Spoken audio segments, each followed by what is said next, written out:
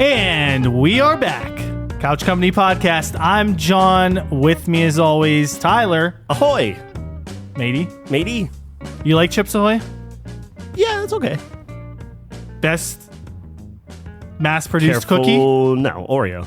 Kidding me? That's not best even. Best mass-produced, I should rephrase. Best mass-produced chocolate chip cookie? Chocolate chip cookie. Ooh.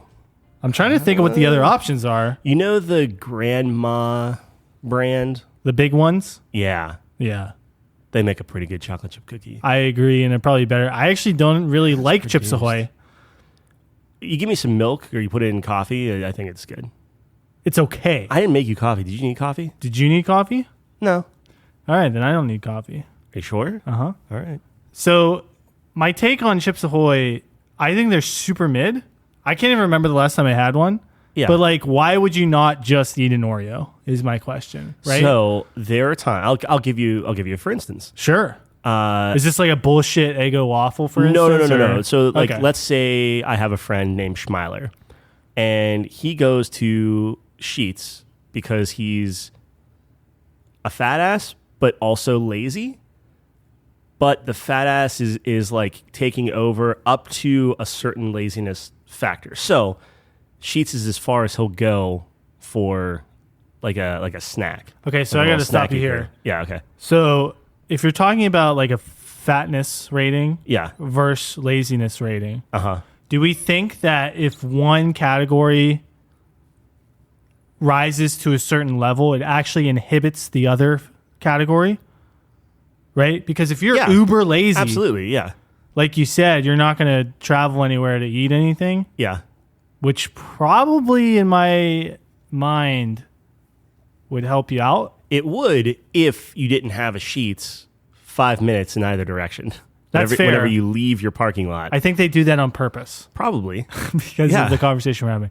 But what about the Z factor? Because we have the X and Y axis, but the Z axis... Money. Yeah. Yeah. So that's why I don't do Uber Eats. Yep, exactly. This is what I was thinking. So Yeah. like you could have a big X, which is laziness, Yep. which inhibits your Y, fatness. Mm-hmm. But if money's not an issue, then Uber Eats destroys that argument. Money is usually an issue. And really it comes down to like, I don't want to pay $60 for like a DeBella's sandwich. It's a video game. From Uber Eats. Exactly. Yeah. So then it's like, well, I'll go out and get it because I'm above Uber Eats, but I'm not so far above Uber Eats that I'm going to go past the 5 minutes to Sheetz. Like Sheetz is like the set thing. So it's like a very balanced. Yeah. As all things should be. As all things should be. So anyway, you go to Sheetz. Yeah. And Schmeiler's looking around and he sees a pack of Oreos and he sees a pack of Chips Ahoy. Okay. The problem is the Oreos, you have two options. You have a small single sleeve of regular Oreos. Right. Or you have the family pack that's double stuffed. Now, Schmeiler doesn't like double stuffed. Wow. It's the improper ratio. I actually agree with Schmeiler on this. Yeah. And he seems like a pretty intelligent and chipper guy. Pretty good. Yeah. So that's a different argument for a different day, but I actually believe that the original Oreo is the superior version. Yes. Okay, Yeah, perfect. I would think that my friend and you would get along. But anyway, all that being said, there are some times, now 9 times out of 10, you grab the Oreo. Even if it's double stuffed, still the way to go. Right. But there are those occasions when it's like, that's a little too sweet for me. I'm going to go with the other it's the chocolate sweetness. cookie. I thought you were saying it's the volume. Oh, no. Volume, it's a pack versus a pack. Oh, I'm not going to do the single misinterpreting. sleeve. Right. I'm never going to. That's silly because it's just and then you go back to the money issue of if you buy how many sleeves are in a family pack? Like 4 or 5, probably. Sure. Yeah. So it's like is the family pack bigger than the standard thing? A little bit. Yeah, it's like an extra sleeve so probably or something. Like 4.5. Yeah, I would say. Yeah. Okay. So I don't know. That would be the occasion when I think Chips Ahoy would beat out an Oreo. It's too sweet. In very specific occasions. What were we talking about the other day where I was making fun of you because you always say this thing where like things are too sweet for you. Yeah. Oh, cereal. You're like, oh yeah, Lucky Charms, man. Lucky Just Charms. give me the marshmallows. Yeah. You know that's just straight sugar. Well, so the funny thing is Lucky Charms, like I actually prefer like the not like the Lucky bit. Like I don't like the Charms as much. Like the, yeah, well I don't know. Like categorized. I like the cereal part. Yeah. And then I just like a little bit of marshmallow. Like I wouldn't be like, oh, I want a bowl of marshmallows. Isn't the cereal part like just alphabet grams or something? Yeah. So you just eat it, you just crush some alphabets or whatever they are. Yeah, whatever. With the frog, is that the one? No, those are Apple Jacks. Apple Jacks? Yeah, I think so. With the frog? No, Apple Jacks is the cinnamon stick guy. That's Golden Grams. What are you talking? No, you're trolling now. You're absolutely trolling. Am I? Yes. No. Golden Grams. Yeah, Golden Grams. Why would there be a cinnamon stick on Golden Grams? Great. Golden Grams. Hold on, I'm looking it up. Cheeseburger? You're 1,000% wrong on this. Hold on, Golden Grams. Golden Grams does not have a Jamaican cinnamon stick as their mascot. Jamaican cinnamon stick? Yes, dude. Don't you remember this? It was him. I'm talking about a bear. Like a weird looking bear. I said a cinnamon stick. He's literally the character's a cinnamon stick. You don't remember this advertising? No. You're in marketing. This is one of the best ad campaigns ever. It was like the cinnamon stick Jamaican guy, I think. Unless, like, I was a kid, dude. I could be totally wrong. Yeah, but I'm pretty sure I'm right. We talked about this. The chocolate chip cookie thing. There was an apple. I think the apple was like mean or something. And then the cinnamon stick was just vibing.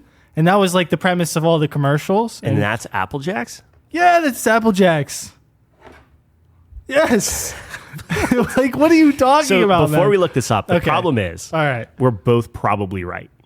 Because when you think about it, it's like in my era, which I think we talked about this before. I didn't even think they had cereal in your era. Well, yeah, but it was all Apple Jacks and Golden Grams. Apple Jacks are like not bland, though. Apple Jack. Okay, hold dude, on. Apple Jacks mascot. We're gonna bring this up. Yeah, yeah. I've never seen this guy before. But didn't he come up first? Yeah. Yes, and the apple. Yeah. And the apple. And look at the cereal, dude. It's flavored. It's not just a bland cereal. What are you smoking, Tyler? Golden Grams is like the opposite end of the spectrum. Hold on. Is your mind blown yet? Yeah. Is your mind blown? Well, that's like when you were telling me that, no, it's always been an apple guy. What am I thinking of? Did we have this? I'm having crazy deja vu on this. Well, we've definitely talked about this. Frog mascot for cereal. Because we talked about how in my era, Honey Smacks. That's what I'm thinking of. You're right. You're right. I'm sorry. Okay. But, and it wasn't Golden Grams. I'm sorry. It was Golden Crisp that I was thinking of with the bear. Those are those two that I was thinking of. You really... I was off on the names. We need to go back to our cereal episode. I think we had this exact conversation. Did, but that was like 50 episodes ago. I think we had this exact conversation. Yeah, but in the Cookie Crisp, my guys Cookie Crisp, that's the wolf. My guys were robbers. Oh, that's right. It was like a dog. It was like dog robbers. Yes. And you were a wolf. I lost a cheeseburger on that. Yeah. Yeah. Okay. Yeah. Wow. We're back. Also, Cookie Crisp, terrible cereal. Yes. Like, not even like bad. Like, it is bad for you, but it's not. It doesn't even taste good. It's like artificial cookies. It's like, hey, if we took cancer and put it in a cookie form, and then threw it in milk, and didn't even season it. Yeah. You know what I mean? Seasoned it with tears. Something. I don't know. So I think at that point you just make like mini Oreos and that's your cereal. I'm surprised they had to have done that, right? No, but I mean like an Oreo? Yeah. Shrink it. Yeah, that's what I mean. They had to have done that. I don't think so. They did the Cheerios, but they're Oreo flavored. They did that. Maybe that's what I'm thinking of. And I feel like you could only get that from Japan. I might be totally pulling that out of my bum, but no, I think you can get it around here. Something. It was discontinued or something. Yeah, it probably wasn't good. Yeah, but what I'm saying is, why don't we just make a small Oreo? Why don't you just eat Oreos and dunk them in milk, and that's your cereal for the day? Because you have to trick the parents. You have to trick the parents. Fair. So it has to be made by Kellogg's or whatever, right? Yeah, it has to say heart healthy and then on it. Instantly, it's going to be good for you. Yeah. So, anyways, vegan. My summary, the summation of my thought here: Chips Ahoy, not good. Okay.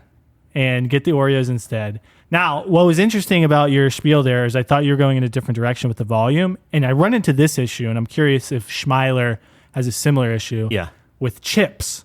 Okay. Uh-huh.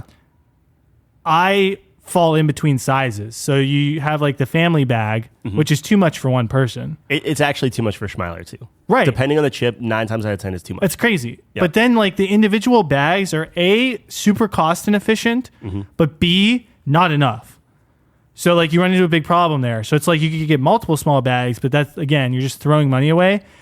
And then you could say, oh, John, just get the big bag and then eat half and half or something. Yeah. But I want the freshness. I want that open the bag, Finish the bag. finish the bag. Yeah. So I actually found that the barbecue honey twists, Frito kind of things. I don't know if it's Okay. Fritos, but someone knows what I'm talking about. The honey barbecue twists. That's like the perfect bag. It's like a big bag, but it's not a family size. It's like in between. So what Schmiler would do? I'm okay. Here's a peek behind the curtain because I know you like that. Schmiler is me.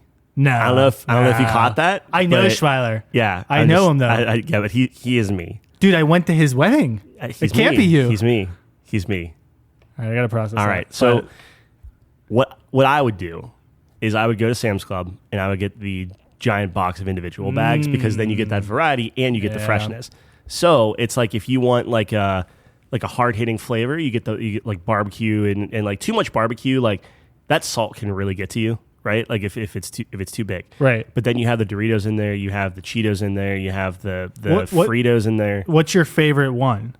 Because there's a couple different versions, I think. So they have the Cool Ranch, the chili Doritos. Yeah. They have the barbecue.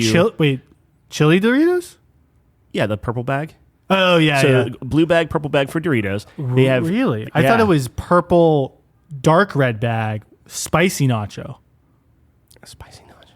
That's what I thought it was. I could be No, wrong. because they had Fritos in there. They had Cheetos in there because I found out that I actually really really like Cheetos. Cheetos are great. But like the regular ones, not the flaming hot or anything, just like plain No, Cheetos. I love, but I also like the flaming hot. But they also had, I think, vinegar and I don't know, like Really? Lay's and barbecue. It was a crazy thing, but I Wow. remember it because it was like, hey, these are actually all good, and I was like very happy with the selection. The one I was used to is I thought it was purple Doritos, dark red Doritos, which is the spicy nacho, flaming hot, sour cream and onion Lay's, Yeah, like the green bag, and then maybe like a barbecue Fritos or something. yeah. But see what we just said, because my Fritos were regular, so it's like what? Or I'm sorry, it was not regular Fritos. It was chili Fritos. Chili Fritos, yeah, Yeah. chili Fritos. Yeah. Because I remember we got like one of those for Halloween or something, and then the chili Fritos were around forever. Like nobody was touching those. Yeah. So that's definitely the weak one. But I would say so. Yeah. okay, I'll grab it interesting. next time we're there. I don't know. Maybe they switched it up, man. I Yeah. don't know. Although I will say, so we went to, this is kind of a transition, but it's still within the whole realm of don't eat garbage. So we went to Beer Fest on Saturday.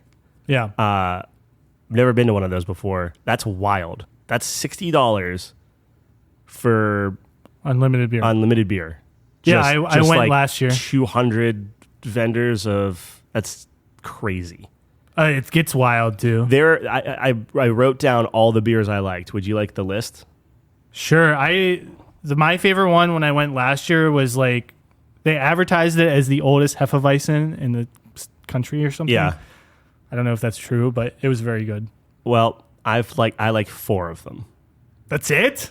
They were all, dude. I was drinking like they were Wow, all yeah. fine. They were Yeah, good. Yeah. There were 4 that I was like, I need to find these. Okay. I don't like Fathead, but I do like Fathead Foggy Goggle, which is Oh, a yeah. Hefeweizen. No, that one's that is my great. top one. That one's great. There's also Weichenstephaner Hefeweizen. Yeah, no, it's probably the one I was talking about. Probably that one's really good. Actually, maybe it is. I don't know. There's a Sly Fox Royal. What is that one? Royal Hefeweizen. It's a Weizen. I remember Right, Sly like, Fox. yeah. I can't remember that one. I don't know, Sly Fox Royal, and then Yeah. there's Cape May White. What's that? Hefeweizen. They're all. Oh, they're all they're all Hefeweizens. Hefeweizens. Interesting. That's Okay. all I like. Like, Okay. we tried everything. Like, I shouldn't say everything, but like Mike was trying a whole bunch of stuff. There was a ton of stuff. Like Chelsea was doing all of the, like the ciders with like Jon and stuff. So like, Yeah. everyone had a good time. Like, it was good. And then there was like Miranda was just kind of like the middle, just getting everything. She was the middle ground. But sure, what a great deal, man. No, like, if you just want to go awesome. get just hammered. Now the problem is I was getting over my sickness then, and it was like, okay, I finally turned the corner. I was really bad Thursday. I was better Friday, and then Saturday I was like, I feel great. And then we just drank out in the rain all day. Yeah, that might absolutely annihilate your immune system. Sunday was not fun. But after Sunday, I was like, I have to be in a wedding. Well, I have to be in there. I'm going to a wedding in 2 months, and I'm like, I need to get serious. So I've been doing 1,200 calories for training arc has started. This is, I mean, yeah. Nice. Like I haven't. It's been a week now. I've hit it every single time, so it's beautiful. It's not bad. Yeah. Yeah, I need to get back to serious. I'm just doing oatmeal, salmon, rice, broccoli. Love it. That's it. Love that for you. Yeah, I'm glad you had a good time at Beer Fest. Yeah, I had fun when I went. They still had like the food trucks and stuff. Oh yeah, but we went. So mistakes were made, I think. But we went to some place beforehand. I forget the name of it. It was decent. But we ate first, then went there. Huge mistake. Yeah. Well, we didn't. We thought there were gonna be like big lines and everything else. Like there were no lines. It was totally fine. We got the early pass, so like we were there like an hour before everyone else. Oh wow. Yeah. Did you stay the whole time? I mean, we stayed till so close. Final call. Like we left before it was like kicking you out. Yeah. And then we got out pretty safely. But okay. Wow. It's good. That's a long time to be there. Well, it gets worse. All right, here we go. Here's another transition for you, which I wasn't expecting to do. We walked from the casino to the... Oh, John told me. I got a text from John. To the casino. Played some Ultimate. Mike was having a good time with Ultimate. John did not have a good time with Ultimate. I guarantee John's playing it wrong.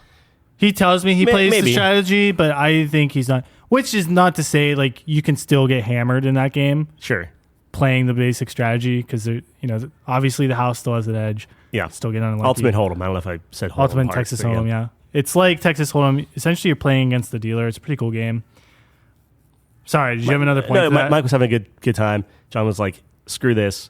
He went over to the craps table. Jesus Christ. He taught me how to play craps. Yeah, I can play craps now. Like actually, I feel confident that I can put money in and know roughly what I'm doing. Yeah. That's awesome. Yeah. Okay. Here's the mistake that John makes, and I'm calling him out here, and I'm sorry, Can I buddy. just say that John had the longest roll time? Did he? Yeah. He was super pissed. So he texted me, and he was like, well, first of all, Schmeiler texted me first, okay? I did? When the night was young. No, Schmeiler. Oh, okay. This is how I know you're two different people. Oh, because you would never do this. That's true. Schmeiler said, I love you, John. I was like, oh, man, Schmeiler, that's so, thanks, Schmeiler. Yeah. My podcast buddy, co-host, never would say that. He's never affectionate, right? So when I was around Schmeiler, whenever he was doing that. Sure. And I was feeling real good because like we had like 15 drinks within 20 minutes or something. It was insane. Yeah. And like these are like 6-ounce drinks. Like they're not like just nothing. Did you keep the little mug? Chelsea did. Yeah, I threw mine out. Oh. I just didn't want to carry it. But then Chelsea put it in my cargo shorts. So I was just walking around with a crusty mug in my car. Anyway. You were carrying it. Yeah, I guess kind of. But I was like, every time John drinks, he always texts me that he loves me. I'm like, I need to return this. Oh, it was completely transactional. No, it wasn't transactional. It was just think about it this way. I owe this guy. I felt a certain way, and I was like, I need to text John. Oh, thanks, man. Yeah. Glad you thought of me. Well. The other time that happened was when you guys were in, were you at Opera House? Maybe. Oh, yeah, because this is when you fell off the wagon. You're doing really good with your diet, and then you just crushed yourself. Yeah. And you went to Pins Mechanical, which is a really fun place. Which is amazing, and it ruined me. Yeah, it ruined you. Yeah. Anyways, okay, so heard from Schmeiler first in the night. So I was like, oh, man, these guys are having a great time. Great. Then John texts me.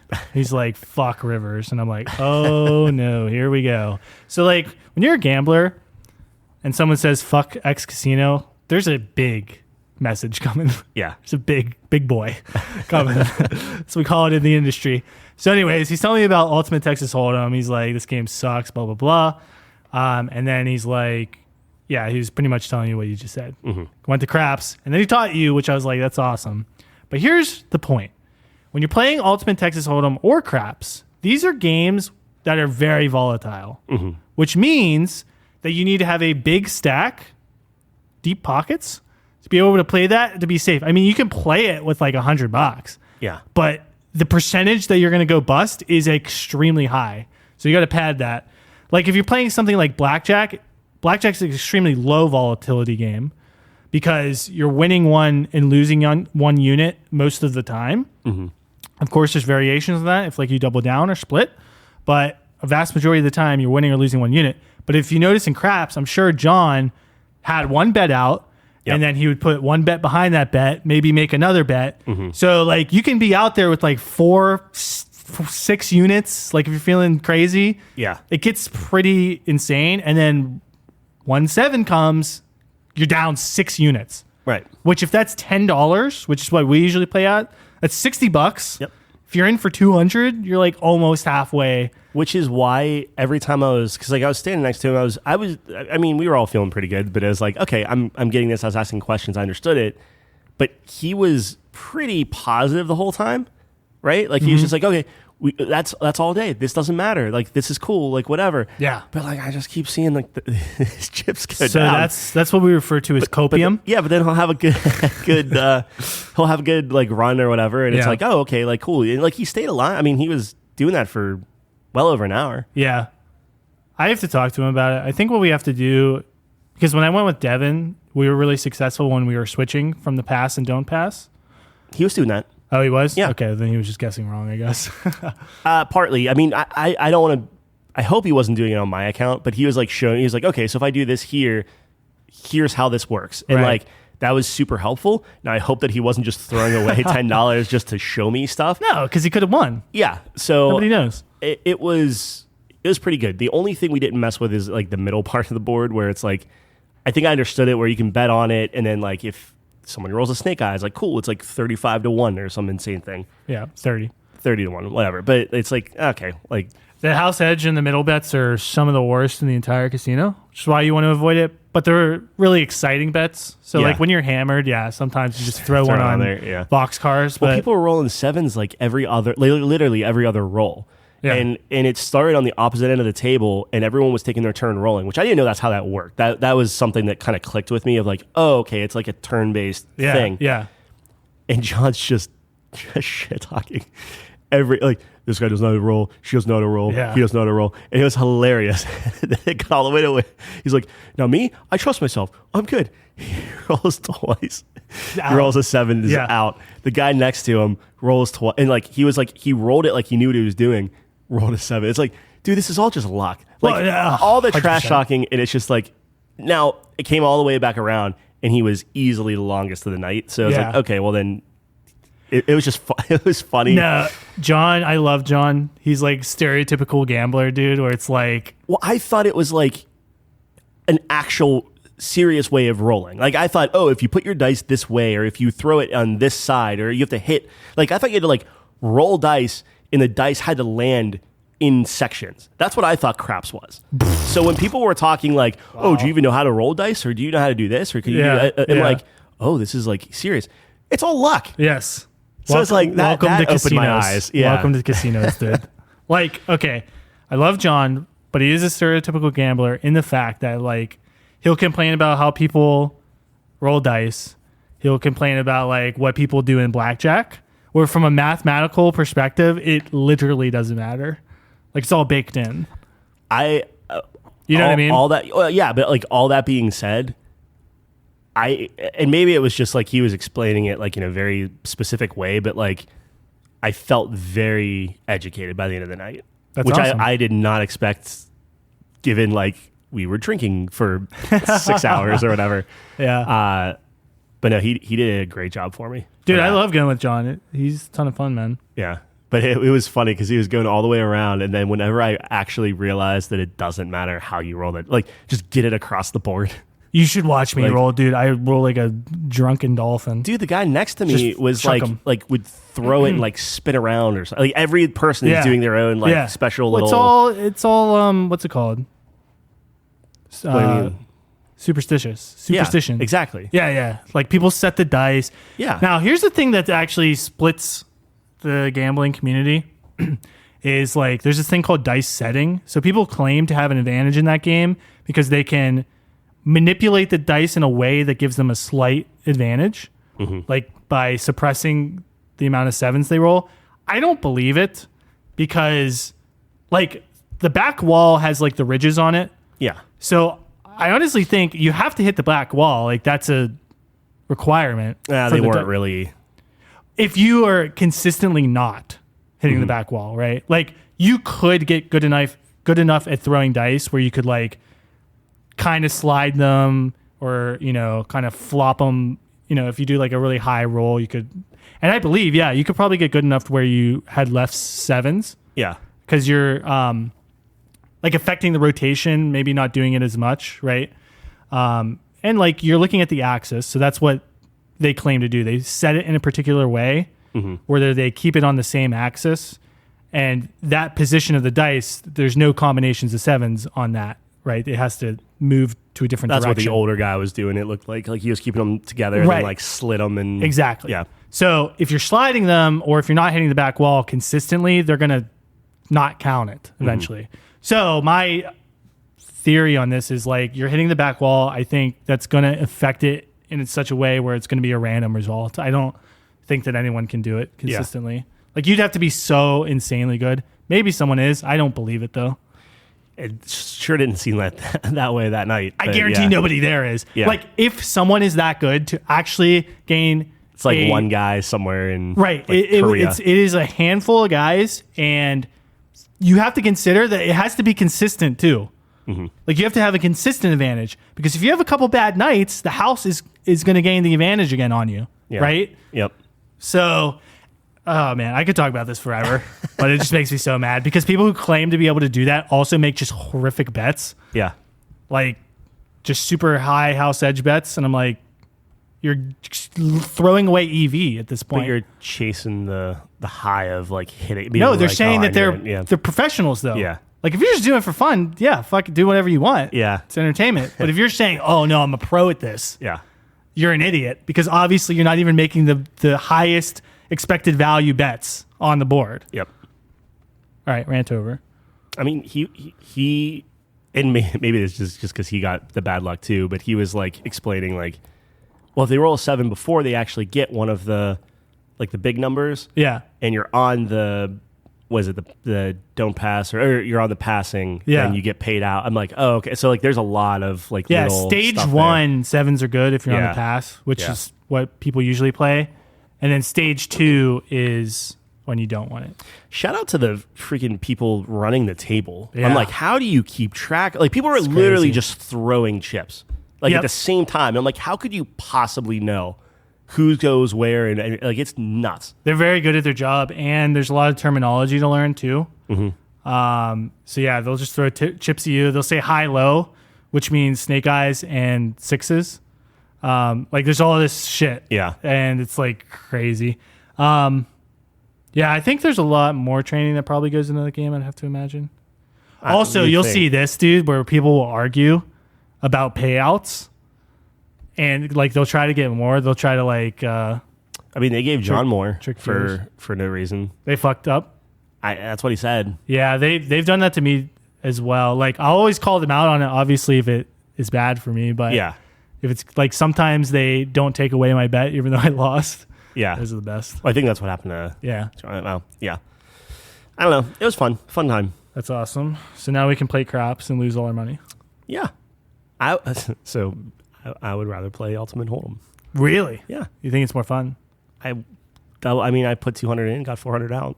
Oh, that night you were up? No, that was the last time we went. Oh, so you didn't play when you went last week? No, I was like, I don't want to lose money. Yeah, that's fair. Yeah. I'm up. So this always happens to me. Like I'm up. I was telling you about it on last week's episode. I was up like 600 or something. Mm-hmm. I haven't gone back because it's like, I don't want to lose it. Yeah, exactly. I don't want to lose it. Yeah. So I don't know. That's 10 video games. Speaking of video games, we have quite a bit to talk about in the video game realm. Everything we just talked about was not on our list. Of course. This is literally clockwork. Yeah. Let's talk about Dave the Diver first. Yeah. I've actually been hearing quite a bit about this, and Tyler actually played it, so I'm curious your thoughts. Dave the Diver and I have to be very careful with this because I think most of the awesomeness of that game is the discovery part of it, of like all the different layers in it and stuff like that. On the overall surface, you dive. Your name is Dave. You dive. You capture fish, and you go exploring this like ocean. Okay, I'm with you. You capture all the fish. You bring it back. You own a sushi restaurant. And so during the day, you fish. During the night, you open up your restaurant and serve people sushi to make money, to upgrade your gear, to go deeper, to get better fish, to get, like it's that loop. Yeah. That's the gameplay loop. You'll get quests. You'll meet people. They'll tell you to do different things. New gameplay mechanics, new areas, every time. So like I've put about, let's call it 12 hours in this game already. And I've just unlocked 3 completely new gameplay mechanics and areas and things to do and stuff like that. So I don't know if you ever played Stardew Valley. It gave me vibes of that. It gave me vibes of, what's that? Like you have to like digging. Isn't it? It's like you're robots and you have to dig down. Crap. I thought it was Mother something. I don't know. That was probably a Flash game. There's a lot of games like that, though. Yeah. But it's just like, this game is better than it has any right to be. And it's so much fun. The writing's really good. It's not like overly done or anything like that. And the gameplay loop has me absolutely hooked. Where like, that's all I'm thinking about. Still? Yeah. It's just like, You have a list of things. It's like, okay, today, because like you fish, you can dive in the morning, dive in the afternoon, and then you unlock, spoilers, but like you can unlock night diving. And essentially what happens is your night is like 3/3 or something. And if you dive at night, you lose like a third of your clock of your open hours for your sushi. Yeah. So you make less money, but you can get like specific fish and do specific things. So it's like trade-off. Yeah.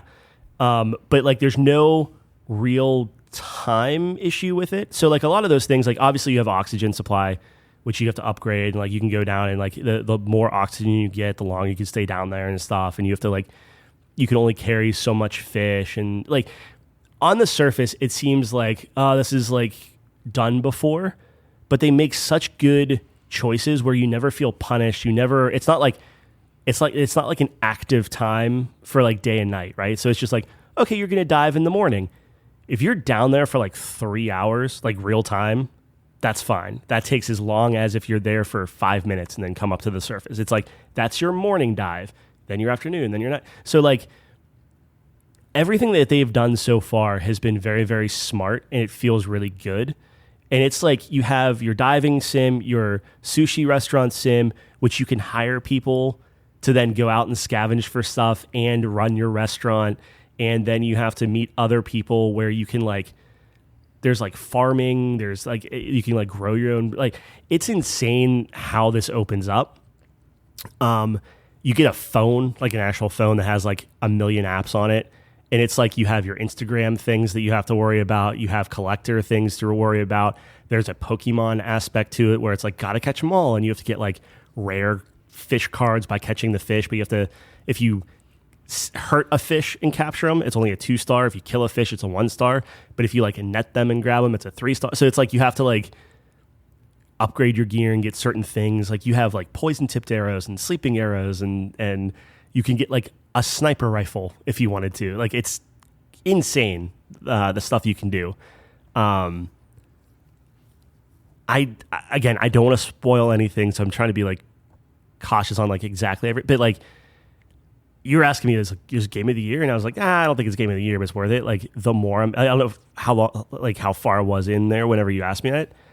Now I'm thinking it might be like, it's up there for me. That's insane. It might be my favorite game I've played this year. Oh my god! And it's insane. Like it's not like it's a pixelated thing, but it's almost like a 3D pixelated. Like they do a good job with the artwork. Yeah. But like, every single thing that I unlock, every new thing I get, I'm sure at some point you're going to hit a wall, right? At some point, it's just going to be like, well, now finish out collecting all the fish or something. I'm like, okay, enough.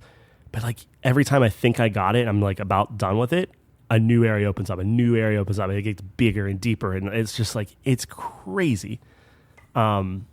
So like I'm at the point now where I think I've seen the entire ocean, but also I know that I can upgrade my suit some more, which means that there has to be something, like upgrading your suit lets you go deeper and deeper and deeper in the ocean. Mm-hmm. So I know something has to be opening up soon. I'm like giddy about it because I'm like, okay, let's see what the next thing is.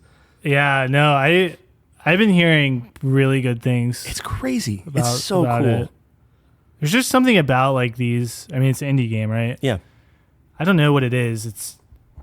I guess they look at maybe the limitation of resources forces them to look at games in a different way. Mm-hmm.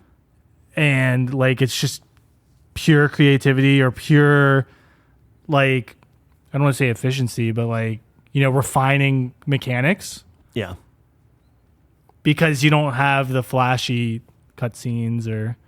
So it's crazy. Funny you mention that. They have little cutscenes, like after you do something or you meet a new character, there's this digital, like it's a pixelated cutscene of the character. And I think all of them are hilarious and awesome. And I can't say any more than that, but like, it's like every character is so unique and very that character. Yeah. It's so cool. Dude, so that is a game you have to play this year. Is it on Game Pass? No. Is it $30? I think it got maybe out for like 15. Oh, wow. Yeah. Was that the Steam sale though? I mean, I'll tell you right now how much it is.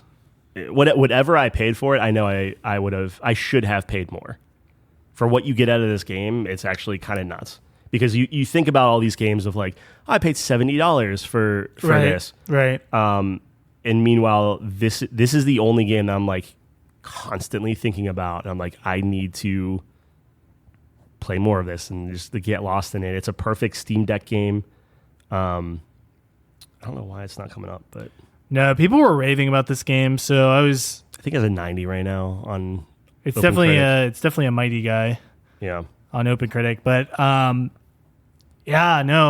here's the thing too. It was like one of those situations where there wasn't a ton of reviews. I think there was like 20 something reviews, so I was like unsure if this was like. Sometimes you see like a niche game get really highly rated because there's like 6 reviews, right? Right. I feel like 20 you're starting to get in a circumstance where it's like, okay, it's probably enough reviews that it's actually just a good game. But yeah, it's like top 10 or 5 on OpenCritic this year. It's $20. It's not bad. On Steam, right? It's amazing. Well, I'll add it to my list of never-ending games I have to play. The thing that I feel bad about is another good one, Dredge, came out. That I was playing. Yeah. That was high up on my list. I was like, this is a really good game. Yeah. Also a fishing game. Right. But albeit with a much, much darker, more depressing tone. So they are very different games. I still love that game. But if it was like, pick your favorite fishing game, like Dave the Diver just slaps. Eats like this guy's for lunch. Like it's like where Dredge, it kind of got to a point where it's like, okay, you have to grind some things out before you can move on. Dave the Diver, it's like fun in everything you're doing. It's like and maybe it's just like in my brain how I'm like the collectathon, the constant like check box type stuff. Yeah. But it's like every dive you do, and you could do 3 a day, is like you're checking off like 20 different things, right? So like you just pick up everything and it's all moving you forward, which is super cool. But yeah, it seems like very much a Tyler game. Yeah, I don't know how much it would be for like streamers. So like I think of Jeff immediately of like, oh, Jeff, this would be a great game for him to try. I don't know how well that's going to play on like Twitch. Yeah. Right? This is a very relaxing kind of game. That's fair. Yeah. Well, you mentioned Stardew Valley. Yeah, it's the same vibe. Yeah. Interesting. Do you think I'll like it though? I don't know. That's the question. Because I'm like thinking like, look, I believe you. I believe the community. Yeah. But generally, like I think those games are fine, but I would never call a game like that game of the year for me personally. Yeah. Because I don't know. But, I have been talking about like Flash games and stuff recently. because I had you play Henry Stickmin. Yeah. And We you talked know, about that last week, right? Yeah, I think so. Okay. And I think that kind of the indie games that we see is, to me, in my mind, it's like the evolution of like that Flash game era, where you have these like super small studios just making these kind of fun games. Like when you describe things like that, I definitely know there was a million of them, but there's games where like you mine in the earth and you get like rare stuff, and then you go up top and you upgrade, blah blah blah. Steam World Dig is that's what I was, and there's Steam World Sure, Dig too. yeah. Those are the two that I was thinking of. There's a ton of them though. Yeah. Something I think about that was popular. This game was called Learn to Fly. Yeah. It's this penguin that Yep. flies with a hang glider. You keep going further and further, and that started as like a Flash game. Yeah, and like there's a ton of different versions of them on like mobile and stuff. So it gives me those kind of vibes, but it seems like we're getting to a point where like it's just being refined, that kind of formula. Because I think there is a kind of formula to that, where it's like you go out, you get resources, you come back, you upgrade. Like that's the standard foundation. And the way you describe it, it seems like this is like just really enhancing that and adding to it in a really creative and interesting way. It's a video game. It's just a fun, like everything they do is smart. Yeah. Like that's the thing, is like everything they do just makes you feel good. Like I don't know. Yeah. Yeah. Oh, cool. I'm glad you like it. I'll have to check it out. I have a lot of games to play. I mean, I had the two. Like we were talking League of Legends. If I can just knock all my stuff out, but like I did Convergence. I did Mage Seeker. Mage Seeker, yeah. Mage Seeker is cool. I didn't get super far into that, but I played a couple hours of Convergence, and like that game's real fun. Like I like my side scrollers, like or in the Blind Forest and like Shank. It feels like, but it's very tight and fun, and like the movement and stuff is really cool, and like the rewind time with Echo and stuff is all neat. So like more to come there. I don't know if I care so much about the lore as much as I did with Ruin King. Like Ruin King was like, I liked the characters, I liked the voice acting, all that stuff. This one is hit or miss for me, but the game, like again, you know, I'm a gameplay guy, but like Convergence is really good. Yeah, I think one thing that game has going for it is, I know you were excited for that one in particular because of the side-scrolling aspect. Yeah. But for anyone who watched Arcane, that's going to be the same character from Arcane, Echo, and that's going to be the same place. I think it takes place in Zon. So, I don't know if that maybe contributes to people playing it, because I know Arcane did really well. It was really popular for people outside of the League scene. But yeah, I don't know. I think it got decent reviews on OpenCritic. We were talking about that. I think Mage Seeker and Convergence got like 80, 81. Yeah, like purple, which is good. Like you said, like I know that, you know, when we were talking before the podcast, I was like, yeah, you know, I got a lot of things to do. I don't know if I'm going to get to those purple games. And you're like, well, purple's good still. Purple is where you want to be. For like those hidden gems, like purple's great. Like I respect purples, and what we mean by purple is like the second tier on OpenCritic is a purple guy who's like a little less happy than the mighty guy. Yeah. Actually, I wouldn't describe the mighty guy as happy, more like powerful. Jacked. He is jacked. Yeah. The purple guy is pretty happy though, because he knows like this is where it's at. Anyways, what was I gonna say?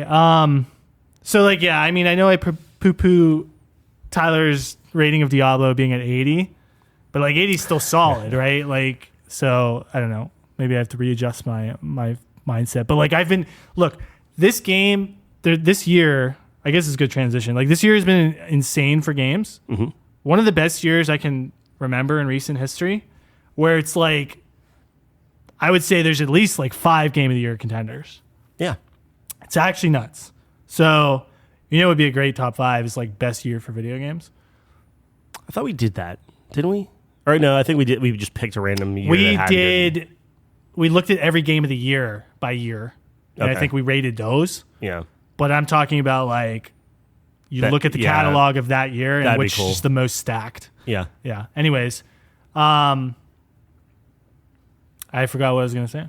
No, it's a good year for video games. Oh yeah, it's a great year for video games. So like I'm trying to work my way through like the top ones, which a lot of them are AAA games this year, right? Like yeah, in recent history, we've seen like indie games kind of, I don't want to say dominate, but like some of the most interesting Game of the Year contenders, it seemed like were indie games, right? Mm-hmm. And like the major AAA games, like maybe there was like one or two really good ones for that year, but other than that, it was like nothing else. Yeah.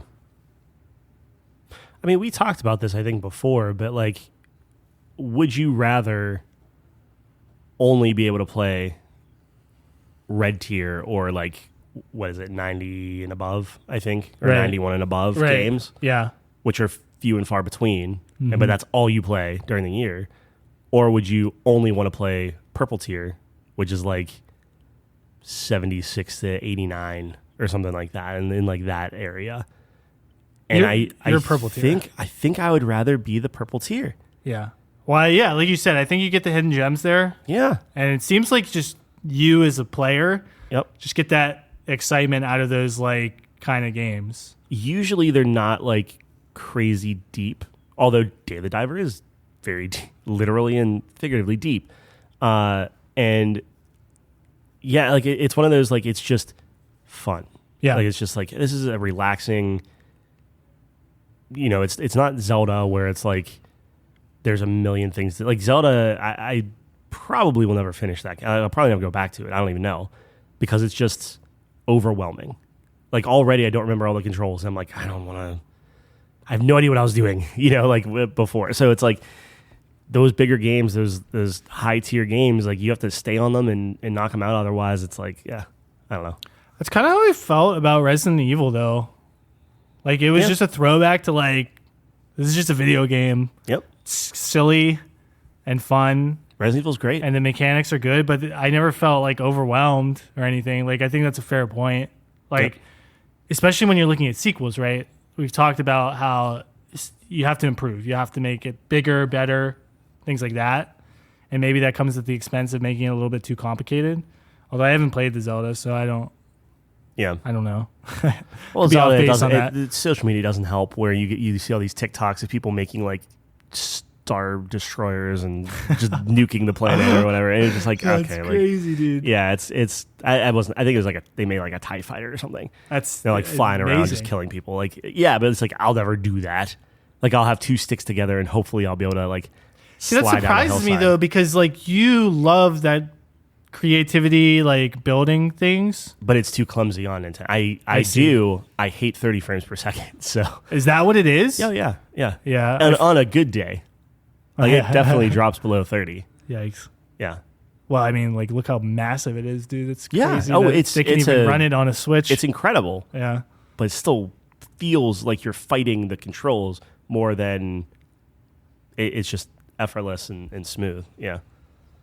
So you're not able to play Final Fantasy then at 30 frames? So I actually put it on performance mode.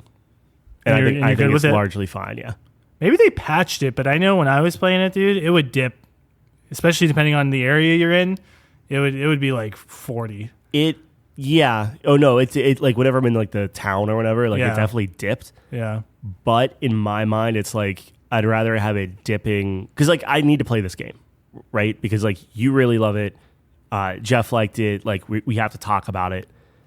I want to be able to talk intelligently about it. I want to play the game. So in my mind, it's like I'll take a dip, and it has to be above 30. I tried doing it in like 30, like, and I was like trying to get used to it. And I just couldn't do it. Yeah, it took me a while. I just kind of trudged through the 30 for a while, and now I'm pretty adjusted to it. But for you, like the combat's pretty locked at 60. So yeah. The combat's fine. That's the most important part. Combat is very Devil May Cry. Oh yeah, like I didn't realize how someone who's involved in Devil May Cry like worked on this. Oh, okay. Which that would explain it. Yeah. Maybe I just made that up, but I think that's the case. But yeah, we'll get into that. I mean, something about Final Fantasy I did want to talk about though is there's been like this argument online about the sales of the game. Yeah. So I think it sold 3 million. Was it the first 2 weeks or was it the first week? I think it was the first week. So 3 million copies sold the first week, right? Mm-hmm. And people are saying like, oh, this is a flop or a failure or below what they wanted or whatever. And Square is super disappointed to the point where Square actually came out and they said, no, this is were very happy with the results of this. Yeah. Because like what people were doing is they were comparing it to like Final Fantasy 15, Final Fantasy VII Remake, right? Those kinds of numbers. And like the thing you have to consider too is like this is a PS5 exclusive, right? You don't have the PS4 install base, which is a huge number of people. Mm-hmm. Like I still think to this day the PS5 base is not huge. Like yeah, I mean they what was it, a year and a half, 2 years that you just couldn't find one. Right, exactly. Yeah. And like you're still you'd have to still see fallout from that. Mm-hmm. And the fact that it's like priced pretty high still. I mean, to be fair, you're never going to see fallout on PlayStation. But go on. Maybe someday. Maybe. When Microsoft buys Sony. Can you imagine? Oh my God. Yeah. Wow, what would the courtroom look like there? I mean, I guess no one would be arguing against them. Right. Yeah, maybe Nintendo would be like yeah. Nintendo's just like, we're here. Anyways, so I just sorry, not to jump all topics, but they did extend that out. So they have another 3 months to make that deal. What? Activision and Microsoft extended their thing, so they were supposed to have it solidified by the 18th, how we talked about last week. Yeah. They extended another 3 months, so Microsoft doesn't have to pay the $3 billion, and they get to fix their stuff on the UK. That makes sense. It's going to happen. But go 100%, yeah. Especially now. So, yeah, it was just kind of this weird thing where I don't know why people wanted, like, were really hating on this game and wanted it seems like they wanted it to fail. You mean the internet was angry about something? That's crazy. Yeah, but what did they pick? They would never do this to Elden Ring ever. It's their beloved child. You know what I mean? Like it all depends. Like I would love to know what the cross section is of people making those claims. Like is it just like Xbox fanboys saying like maybe Sony sucks at Final Fantasy? They'd never say that about God of War. Well, yeah, I guess, but also everyone God of War isn't making loves God of War. Yeah, I would have to look up God of War sales, but I mean, when you look at like Final Fantasy VII, that did what, close to 6 million copies in 3 days or something like that. But again, you're going off of the PlayStation 4 base, right? And then I think Final Fantasy 15 was PS4 exclusive, right? Or was it on Xbox as well? No, it was on Xbox as well. It was on everything. Oh, was it? Okay. Yeah. Well, then there you go. So like, it's not even apples to apples. And yeah, I don't know. I mean, we'll see what it does whenever it comes out on PC. Yeah, I'm interested. Like, I think it has an extremely strong start, and then we'll see. Like, I know that like the 10 million mark is like kind of the milestone people try to hit. Like, that's a very successful game, obviously. So like, we'll see when that, because I think FF15 hit 10 million at a certain point. I mean, we can always check. But the research department thing. Yeah, but I guess what I'm trying to say is 3 million the first week is good. On one system, that's really good. And you have to have recouped your costs on that, right? Like I would imagine that this game was insanely expensive to make with all the fucking cutscenes. Oh yeah, oh for sure. Right? But 3 million copies, $70 price point, that's got to at least break even. You would think so.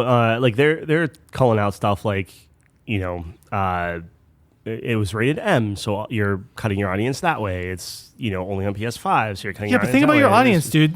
Your audience at this point who played Final Fantasy when they were kids, have children. Oh, yeah. You know what I mean? Like, I don't know. I would love to see the numbers on like how many of the younger generation are playing Final Fantasy. It doesn't seem like. Yeah, I wonder if my nephew ever touched knows what Final Fantasy is, right? Or anything. It's just like maybe I'm way off base with the youth of today, but it seems like that's not like the popular kind of game for the mainstream kid to pick up, I guess. Yeah, and especially because there's nothing on this one, and I think this is what I don't want to put words in Jeff's mouth, but there's not anything that looks unique, I guess, in a way. Like if you look at, like, I'm going to show you a picture of the main character, and he's like glowing and has a sword and stuff. It's like that almost looks like prototype from PlayStation 3 from 10 years ago or whatever. He looks very generic. Like if you just took a screenshot of it, you wouldn't really know if like, oh, that's that's Cloud with his Buster Sword, and there's, his classic, like, Mako background and all that stuff, like 16, and granted, I haven't played a lot of 16, so obviously I don't know, but it's just like if you're a kid and you're going in, you're looking at all this stuff. I feel like it blends in. Yeah, how do you discern? With today's games? I don't know. Well, I mean, like if you look at the marketing efforts for this game, it was clear they went super hard because they had like a million trailers. But I think Square always does this where they have a million trailers. Yeah. But they even had like a demo. Yep. That was like the entire... Well, that's what I'm playing. Yeah. Yeah. So that's like... It's like the start of the game. They really needed this to... Like they were like, I don't know. That I think that's how they try to counteract that maybe.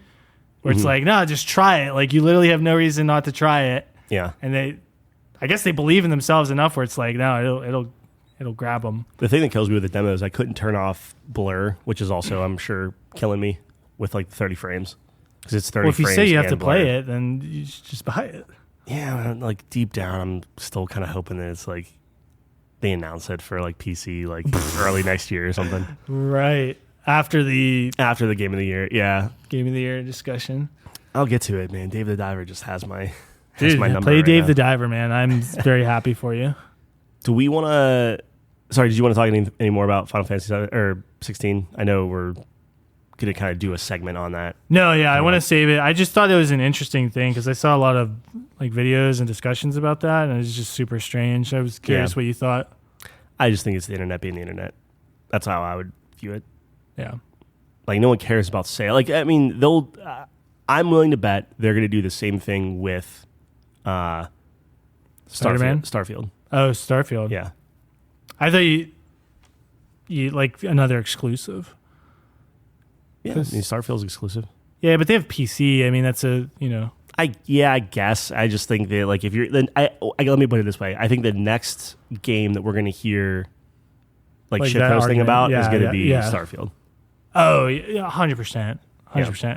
One way or the other. Yeah. I don't know. Anyways. What were we going to say?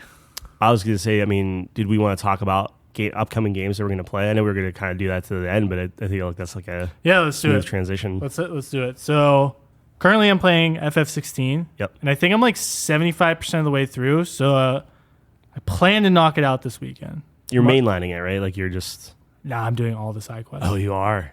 I love this game. Apparently there are two different versions of side quests. There's like side quests that you'll get something good out of and side quests that are filler. Yep. You're just doing all of it. Yeah. Wow. Okay. Small spoiler, not spoiler for the game, spoiler for our segment. Okay. I really enjoy the way they do, like the how do I want to put this? Like checking things off. Yeah. So. Okay. There's your little Tyler. Yeah. So it's like fuck, like. You should pull in Nate. It's like, dude, it's like Diablo and Diablo, Tekken, and Spyro all mixed up into one package for you. No, it's not that. But I do like, and they do a thing where it's like, when you get to some things that are like point of no return. Yeah, so they'll tell you. So it's like, oh, you be careful. And you're it's not coming back here for a shit, while. I only have 3 side quests. I'll just knock them out. Might Yeah. as well. But yeah, anyways, I don't want to get too deep into it, but probably going to 100% of the game. That's awesome. I've never platinumed anything either, so I'm like, might as well just do this. That's super cool. Yeah, so anyways, I'm playing FF16 currently. You're playing Dave the Diver. It sounds funny when you say it that way. Dude, it's literally, I couldn't think of 2 games more opposite. Yeah. Dave the Diver, pixelated, happy time. Yeah. Final Fantasy 16, Game of Thrones knockoff, CGI fest. As it stands now, that could be like we're both going to put them up for like Game of the Year. I just want a fan artwork of like Clive and Dave back to back. Yeah, that'd be awesome. Fish monsters. That would be fantastic. That's what we need. That would be awesome. Or have them calling in one of the Aeons or whatever. What are they? Are they Aeons? Icons. Icons Spelled with an E for some reason. Is it Aeons in Final Fantasy X? Yeah, it might be. Okay, so it's the same thing, but they call them different things. More or less. Yeah. Okay. But calling in some like fish one, and then Dave's trying to like harpoon it or something. What's a rare fish in Dave the Diver? Is there like special names? A rare fish? Yeah, is there like special names for them? So I don't want to spoil it. Okay, never mind. Like a shark. Sharks are tougher to. Yeah. So like you have like predatory fish. So like most fish are docile. You can just capture them and they'll like run away from you or whatever. Yeah. And then there are the ones that will attack you. Yeah. Yeah. Damn. Anyways, that's what we need. That would be good. You could do it easily too, because there's like sections in the Final Fantasy where they use the pixel artwork, which I think is really cool. Yeah. I thought that was like a really cool touch. So you could put a pixel Clive next to a pixel Dave. And this is how you know it's a good game, is whenever you go into like the Steam community section. Yeah. In the Steam page, and you just look at all the fan art. Yeah. And it's just Dave the Diver screwing everywhere. fish, man. Just boning those fish. No, it's... Wait a sec. No. But it's like people, it's the same thing with him. It's the same thing with... what was that super indie one that everyone loved? And I told you needed to play it. Vampire Survivor? Undersong? Undertale? Yeah. Yeah. Same thing with that, where like the cult. artwork is like insane. Classic. Cult of the Lamb is another one. Like, yeah. But Dave the Diver... so that's the thing, is Dave the Diver, I think, is in that echelon of like when you talk Stardew Valley is something special. Yeah. From what I'm playing, Dave the Diver is like Yeah. my Stardew Valley right now. Wow. It's high praise. Yeah. I'm happy for you. I love it. So you're playing Dave the Diver. I'm playing Final Fantasy 16. We should really look up the budgets for each of those games and compare, because that's hilarious. And team size. Yeah. It really, like, I don't know if anything sums up our preferences more Yeah. than those two games. Yep. About that. Yeah. So anyways, talking about the rest of the year. So we're halfway through, a little bit more now. On my list, I know you were talking about Revenant 2. Yeah. I look at them as we have our co-op games and we have our single player games. Okay. That we're just kind of doing. So I think co-op, Revenant 2, that comes out Tuesday, getting decent review. It's a purple game. So, good, strong Smiley combat. guy. We played one session of the first game. I think we both were like, yeah, it's like good. Like, it's like fine. There was literally no reason To not play to it. not return to it, and Yeah. we just did not for some reason. Right. But it was good. It looked good. It played good. Yeah. So I think if we're doing it for the fact of we need to see that this game is any good, we can rate it and we can make sure it's fun game of the year. Cool. And then Street Fighter 6 is another one. Street Fighter 6 is a must. And I'm kind of derailing our conversation here, but this is what I do. I think Street Fighter 6 looks much better than Tekken 8. We'll find out. Haven't you seen the Tekken 8? gameplay? Of what? Tekken 8. Yeah, but it's streaming. developer matches. Until you're seeing on your TV pound for pound, like Tekken 8 is using Unreal 5. I don't know what engine Street Fighter is using, but I don't know. We'll find out. RE? Are they? Oh, are they? Yeah. That's cool. I thought so. I mean, that would make sense. Again, I could make that up, but I'm pretty sure that's what because it's Capcom, right? Yeah. Yeah. I guess. Listen, man, I have Street Fighter 6 and Remnant 2 Remnant. purchased and downloaded on my computer right now. Dude, I want to play Street Fighter 6 so bad. Yeah. I love how I was like, dude, I think I really want to play Street Fighter 6. And you're like, oh, okay, John. And then one day you text me like, Street Fighter 6 looks pretty good, man. That's because I finally like, oh, saw yeah, an uncompressed version of it where I'm like, oh, these animations are actually pretty neat. Like maybe I have better. Maybe I can just tell better. Probably. I got my own eyes, man. Maybe I can just. I'm looking at all feel these it. previews on like a little 4-inch screen. Yeah, My phone. that's fair. Tekken 8 just feels like. I know Tekken has a very unique style to it. That's more. I don't even know what to call it. It's more grounded. It's definitely more grounded. It's not, but maybe it's more so than Street Fighter. 100%. Maybe a little more stiff. Would you say? It's less is that fair? stylized. Yeah. Yeah. So I think Street Fighter 6 just oozes style. I love the style of the game. I love especially the character models. Just look excellent to me, and the fluidity of the combat looks super cool. Yeah. And I was watching like the developer matches of Tekken 8 today, and King's still the GOAT, by the way. Mm-hmm. And he looks great in this game. He's so fucking jacked.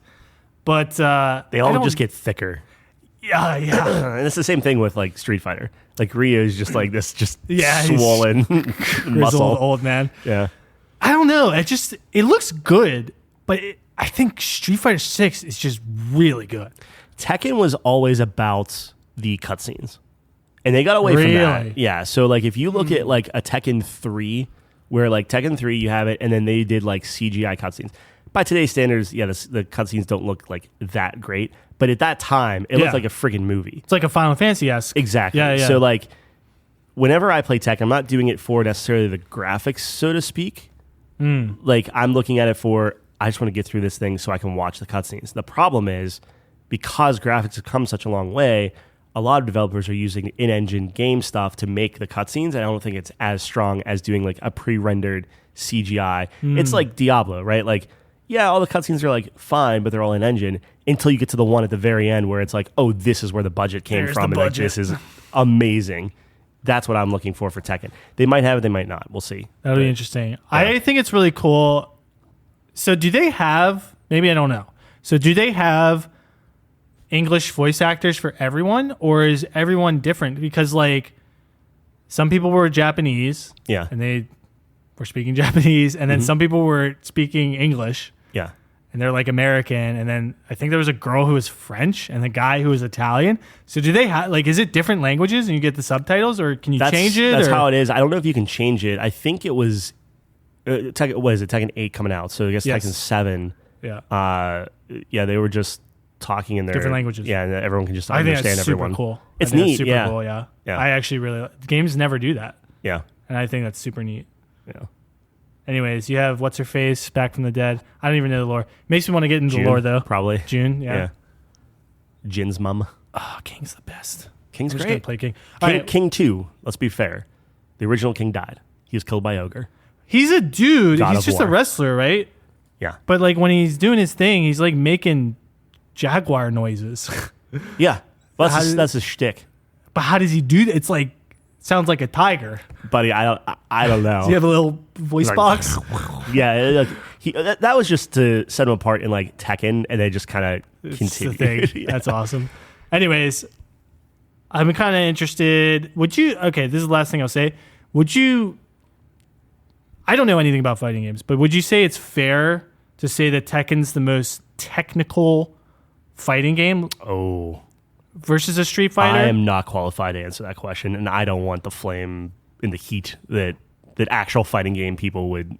Yeah, we need like I don't think any of our friends are like big fighting game guys, and I would be really curious to know that because like obviously Street Fighter is super technical, right? Because it's like that's kind of like one of the OGs or one of the ones that like when I think of fighting games, I think of like Street Fighter 2 getting it put on the map, like the arcade kind of thing.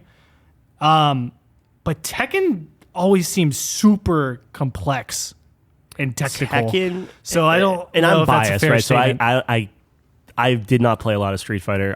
I have 6. We'll play 6. We'll see. And like I could very easily see myself saying like, yeah, 6 looks way better than Tekken. That's totally fine. My thing is with Tekken, you do get that 3D element, right? So like if you can sidestep and you can, it's kind of like this endless circle. I think like Tekken 4 tried doing like walls where you like bash them into walls and stuff, and that didn't work out too well.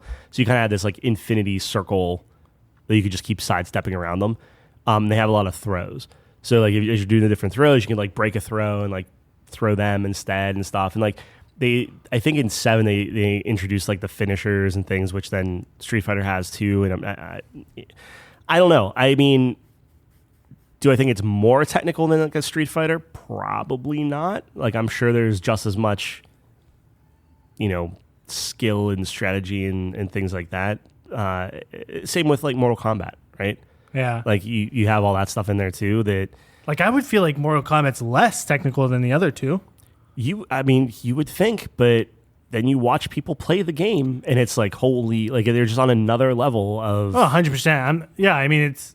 Look, you're going to have people, especially with fighting games, the skill expression is always going to be there. But yeah, again, I'm totally talking out of my element. That was something I was curious about. Because I think, one of the difficult things is getting new people into the genre. Yeah. Because fighting games, seem pretty scary to get into. Because it seems really complicated. And from what I hear, Street Fighter 6 does a pretty good job of kind of bridging the gap a little bit. The way that I look at it is I mean, part of this is like my cousins just play Tekken, so I was like, my cousins liked it, so I like it. They're older, that's how I do it. But the thing that stuck with me about Tekken that maybe Street Fighter didn't have was Tekken, every button is a limb, right? Okay. So if you're looking on the Xbox controller, you have like your X and Y, those are your punches. and you have A, B, those are your kicks. So if you do one punch, one kick, that's a throw. The other punch, other kick together, that's a throw. So automatically, I want to punch you. Cool. You're hitting the one of those two buttons.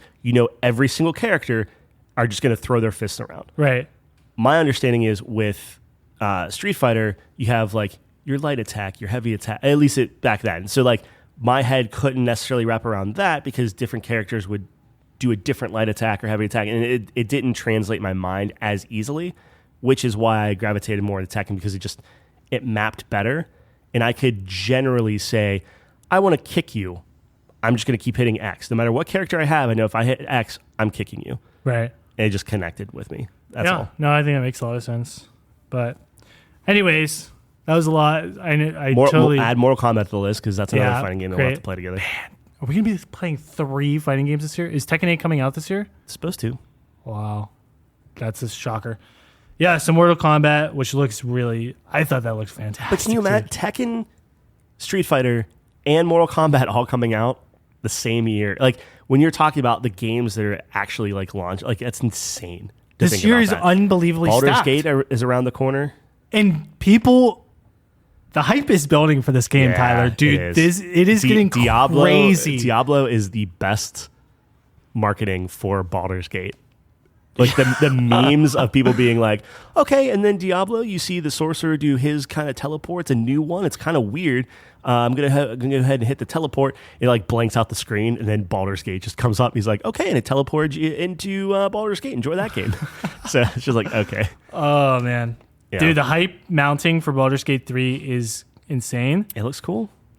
Where like I was reading all those articles. I don't know if it was clickbaity or not, but it was like developers being like, this isn't the new standard for RPGs or whatever.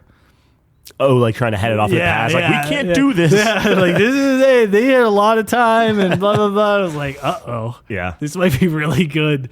Yeah, I mean, Larian's great, right? Yeah. Like Divinity Original Sin 1 and 2. Honestly, Divinity Original Sin 2 lauded as one of the best RPGs of all time. Yep. If you look at like those lists. Yeah, if you go on like Steam even, and you just look at, if you sort it by like the ratings or whatever, like like it's up there. Divinity 2 is up there. And then they went back and like not remastered them, but like did like an ultimate version of them and just gave you that for free. Yeah, no, the way their philosophy and the way they do things, it's Nate's like favorite studio by far. And I definitely understand why. Like they are all about the player. Mm-hmm. And they do this thing too where it's open beta. I think it's been open beta for over a year, maybe years, easily. plural. Yeah, I think it's years. And they just completely upgrade the game. And, that's... I think it was like 21. Yeah, I felt like it's been forever. Yeah, it's been a while. And it's like, I guess other developers are complaining about that because they're like, well, technically it's already out. And it's like, no different. It's kind of similar to like open access, sort of, except this game's actually coming out. Yeah, but isn't it only like the first part or something, and like not all the characters were there, not all the but they keep updating it, and I think that's available 100%. for playing. I thought so. That was my understanding of it. I didn't realize that. I thought so because like when Nate was talking to us, he was like, "Oh, dude, they're adding cleric next week or whatever." And maybe he was trying to downplay just how much was in the game. Like whenever I was talking to, because like you know me, like I'm on the fence of playing with you guys, right? Where it's like, I really want to play the game. I know that probably the way to play that game is with other people. I don't know if that's true. I don't know because I don't know if I'm going to be as invested with like a full unless we're like super tight knit and everyone is like we have to be on the same page. Yeah, and we just all play it all differently. Something that kind of gets me as well with co-op like that. Like this seems like very immersive, story dense, and like when you have your buddies playing, like. I don't know. I feel obligated to talk to my friends when I'm on a call with them. But this is a game where it's like I probably like if I was playing by myself, I wouldn't be saying a word and I would be really engrossed. So like you get that kind of dichotomy there. Like I kind of struggle with that with Divinity, whereas like I couldn't really focus on what people were saying. Well, we were also all going out and doing different things or trying to steal stuff or being dumb. Like if it was truly run almost like a D&D campaign where it's like, okay, it's is it actually 4 people? I think so. 3 or 4 people. Yeah. And we're all together and we don't separate. And it's like everything we do is like a group decision type thing. Right. Like a D&D campaign. D&D campaign, I could see that being fun. You have to treat it like there's a DM. Yeah. And you have to like respect his time. Yeah. Because like the way we played Divinity Original Sin 2, the DM would have left. Yeah. Well, the DM would have left, and then like, and I don't like. I mean, this is Nate loves this game, so like, why wouldn't you play it? But it's like you're gonna play ahead, or you're gonna play other characters. You're gonna like keep re-rolling and changing things and stuff, and it's just like, and that gets to you.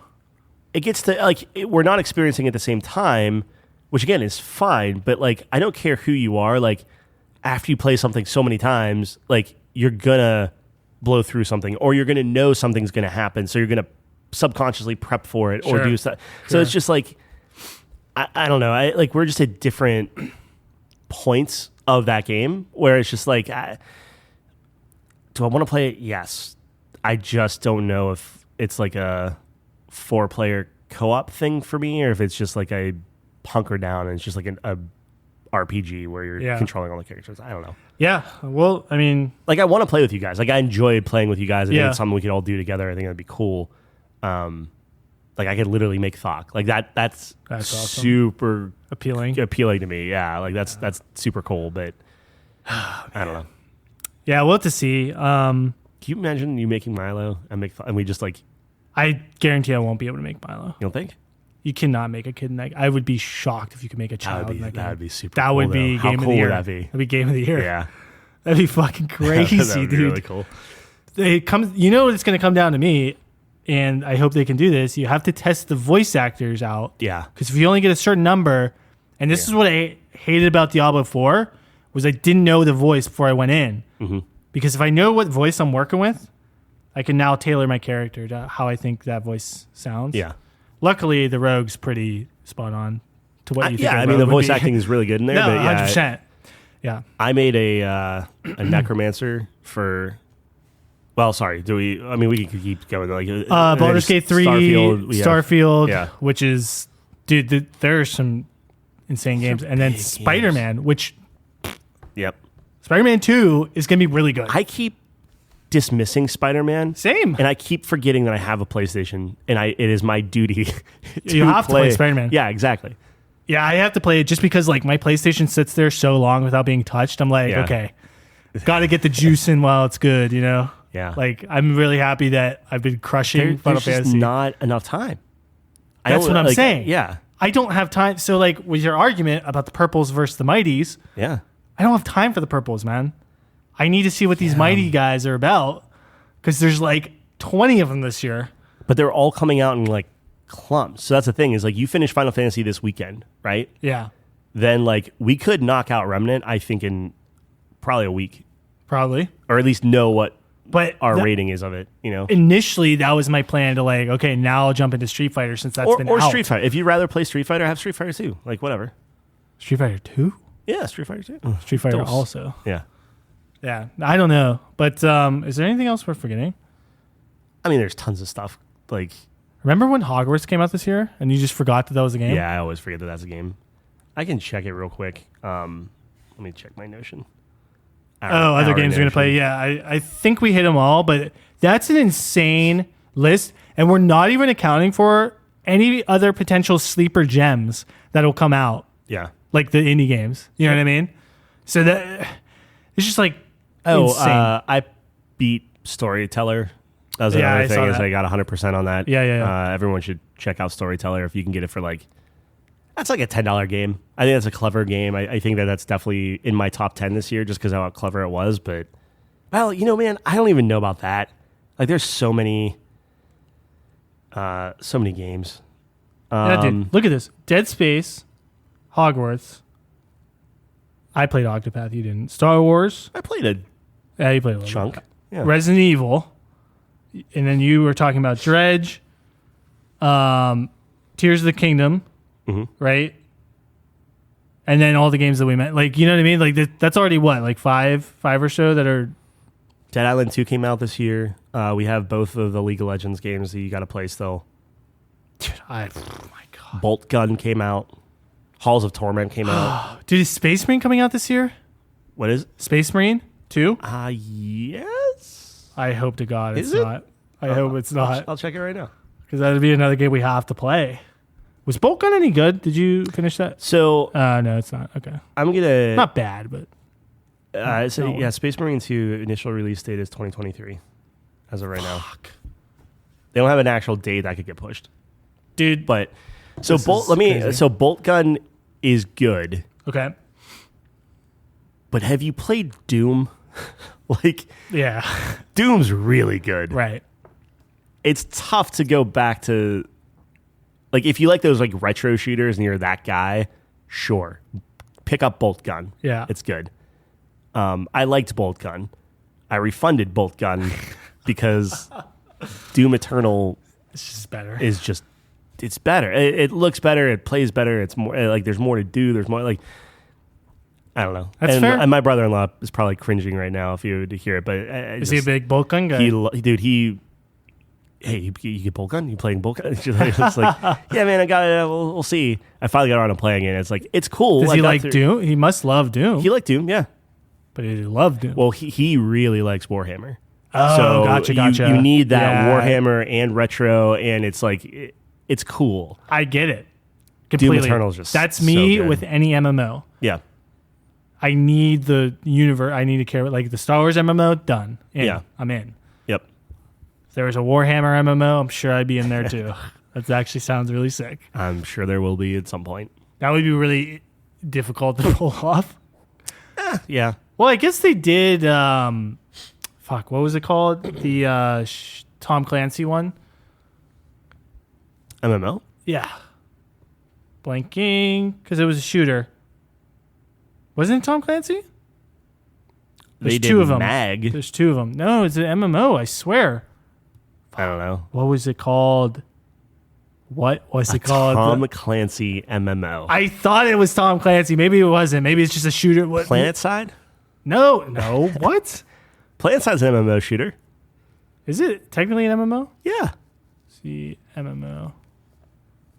Division. Massively the Division. multiplayer online. Oh, that's not an MMO. Yes, it is. No. Yes, it is. I looked up Tom Clancy MMO. Guess what came up? That's The Division. That's not classified as an MMO, though. Yes, it is. No. Yes, it is. Massively multiplayer online. I thought it was. No.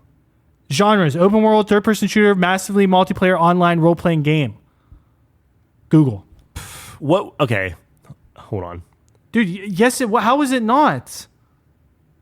You're in the world with all of the other people. I mean, I don't understand. But you're really not. How many players are in, I don't know why I said Division FIFA, Division 2 at one time. That's like saying Sea of Thieves is an MMO. Like, it's really not. The maximum team is 4 players. That's a party. Yeah. But you're not going up against that many parties, is what I'm saying. That's like the maximum team for Sea of Thieves is 4 players. So you're saying just because there isn't on the server, a raid, it's not an MMO? No, I'm saying Sea of Thieves has 24 players on a server at one given point. Do you think that's an MMO? Well, how many players are on the server? You said 4 to a team. That doesn't... 4 to a team, but you're not running... How many teams are there? Probably less than 6 teams. If you're in like the dark zone, you're running around and stuff, I'm talking about the regular like map. Yeah, like you have a hub where, like Destiny, right? Where it's like, oh, here's the hub. Everyone's just running around there. And you run out. Like that's more of an MMO than Sea of Thieves, because Sea of Thieves, there's just 24 people on the server. Yeah. But this is like the hub. Everyone's there. And then you go into your instance. World. Yeah. Well, that's Guild Wars. That's Guild Wars. All right. You're in the hub world, and then you go into your instance. I guess. That's literally what happens. Yeah, I mean, sure. Fair enough. I don't like this. Fair enough. Buffalo chicken pizza isn't pizza. Get out of here. Also, yeah, that's fair too. Wrecked you on that one. Yeah. That one, you're doomed forever. I still believe it. You can't. I can't bring you up to space and show you that the Earth is round and you still think it's flat. That can't be true. That's different. No, it's not. I checkmated you. But how can you know that the Earth is round? Okay, we can't go down this path. Never mind. All right.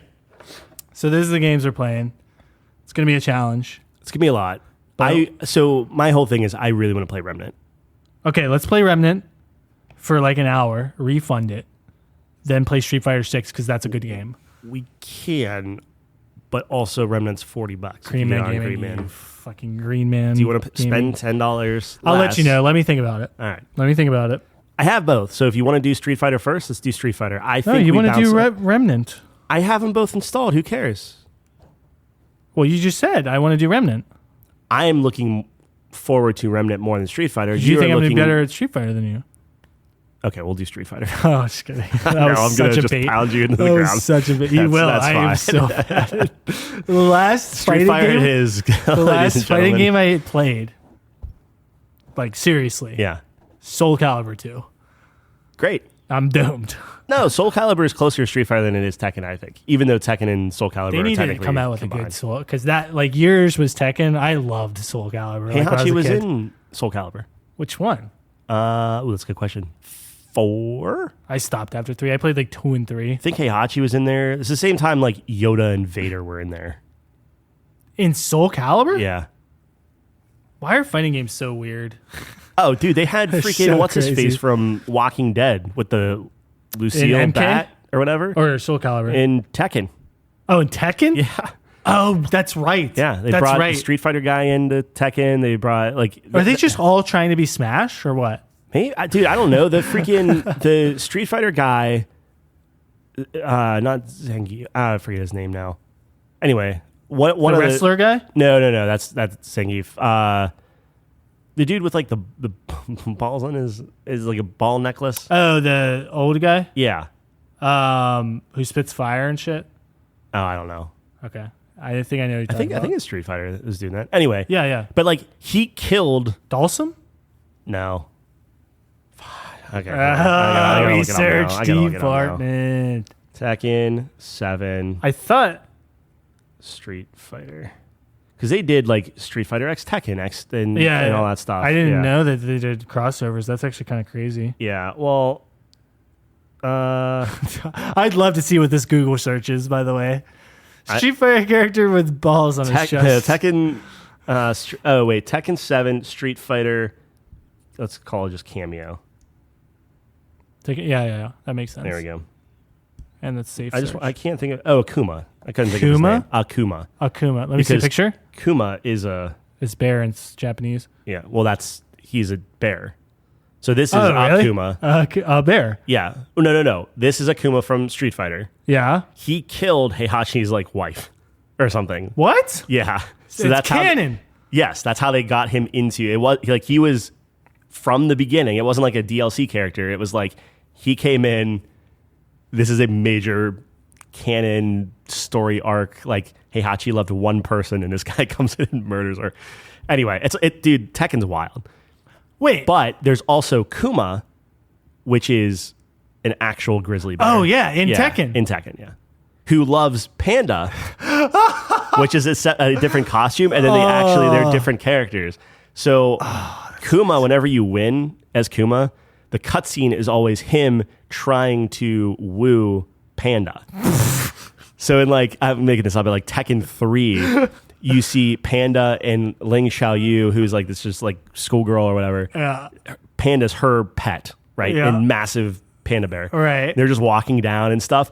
And then you see Kuma like stalking and like being all angry and stuff. And he's getting ready to pounce, right? It just keeps cutting back and forth in this like real Japanese way. And then all of a sudden you see him like lunge. And then he's holding a bouquet of flowers out to Panda. And then they just walk by. You just hear like wind rustling. And then it just cuts. And it's like those wacky cutscenes from Tekken. That's why I love it so much. And you don't like anime. Yeah, I don't know. Your brain makes zero sense to me. So one of Ling's cutscenes in one of the Tekken games is literally like anime cartoon. Yeah. It's wild. Animation. Dude, it's so yeah. And you hate anime, by the way. Brian Fury is a zombie. Like it's a cop. He died. He was a dirty cop. He got killed. And then Dr. Boskanovich, who's just a random doctor, who his whole shtick is he just falls over because he's so old. So like he'll be fighting and then he'll just fall over and then fight from the ground. That's like his fighting style. Wow. He'll just kick you and stuff. But he put a generator in Brian Fury, turned him into a zombie, resurrected him, and now Brian Fury, like what his cutscene in Tekken 3 is the Mishima Corp is like, we have to stop this guy because we shouldn't have zombies. So they're all shooting him, and he's like just getting like falls down. They're like, okay, we killed him. He gets back up, and they start laying into him with like machine guns and stuff, and he just runs.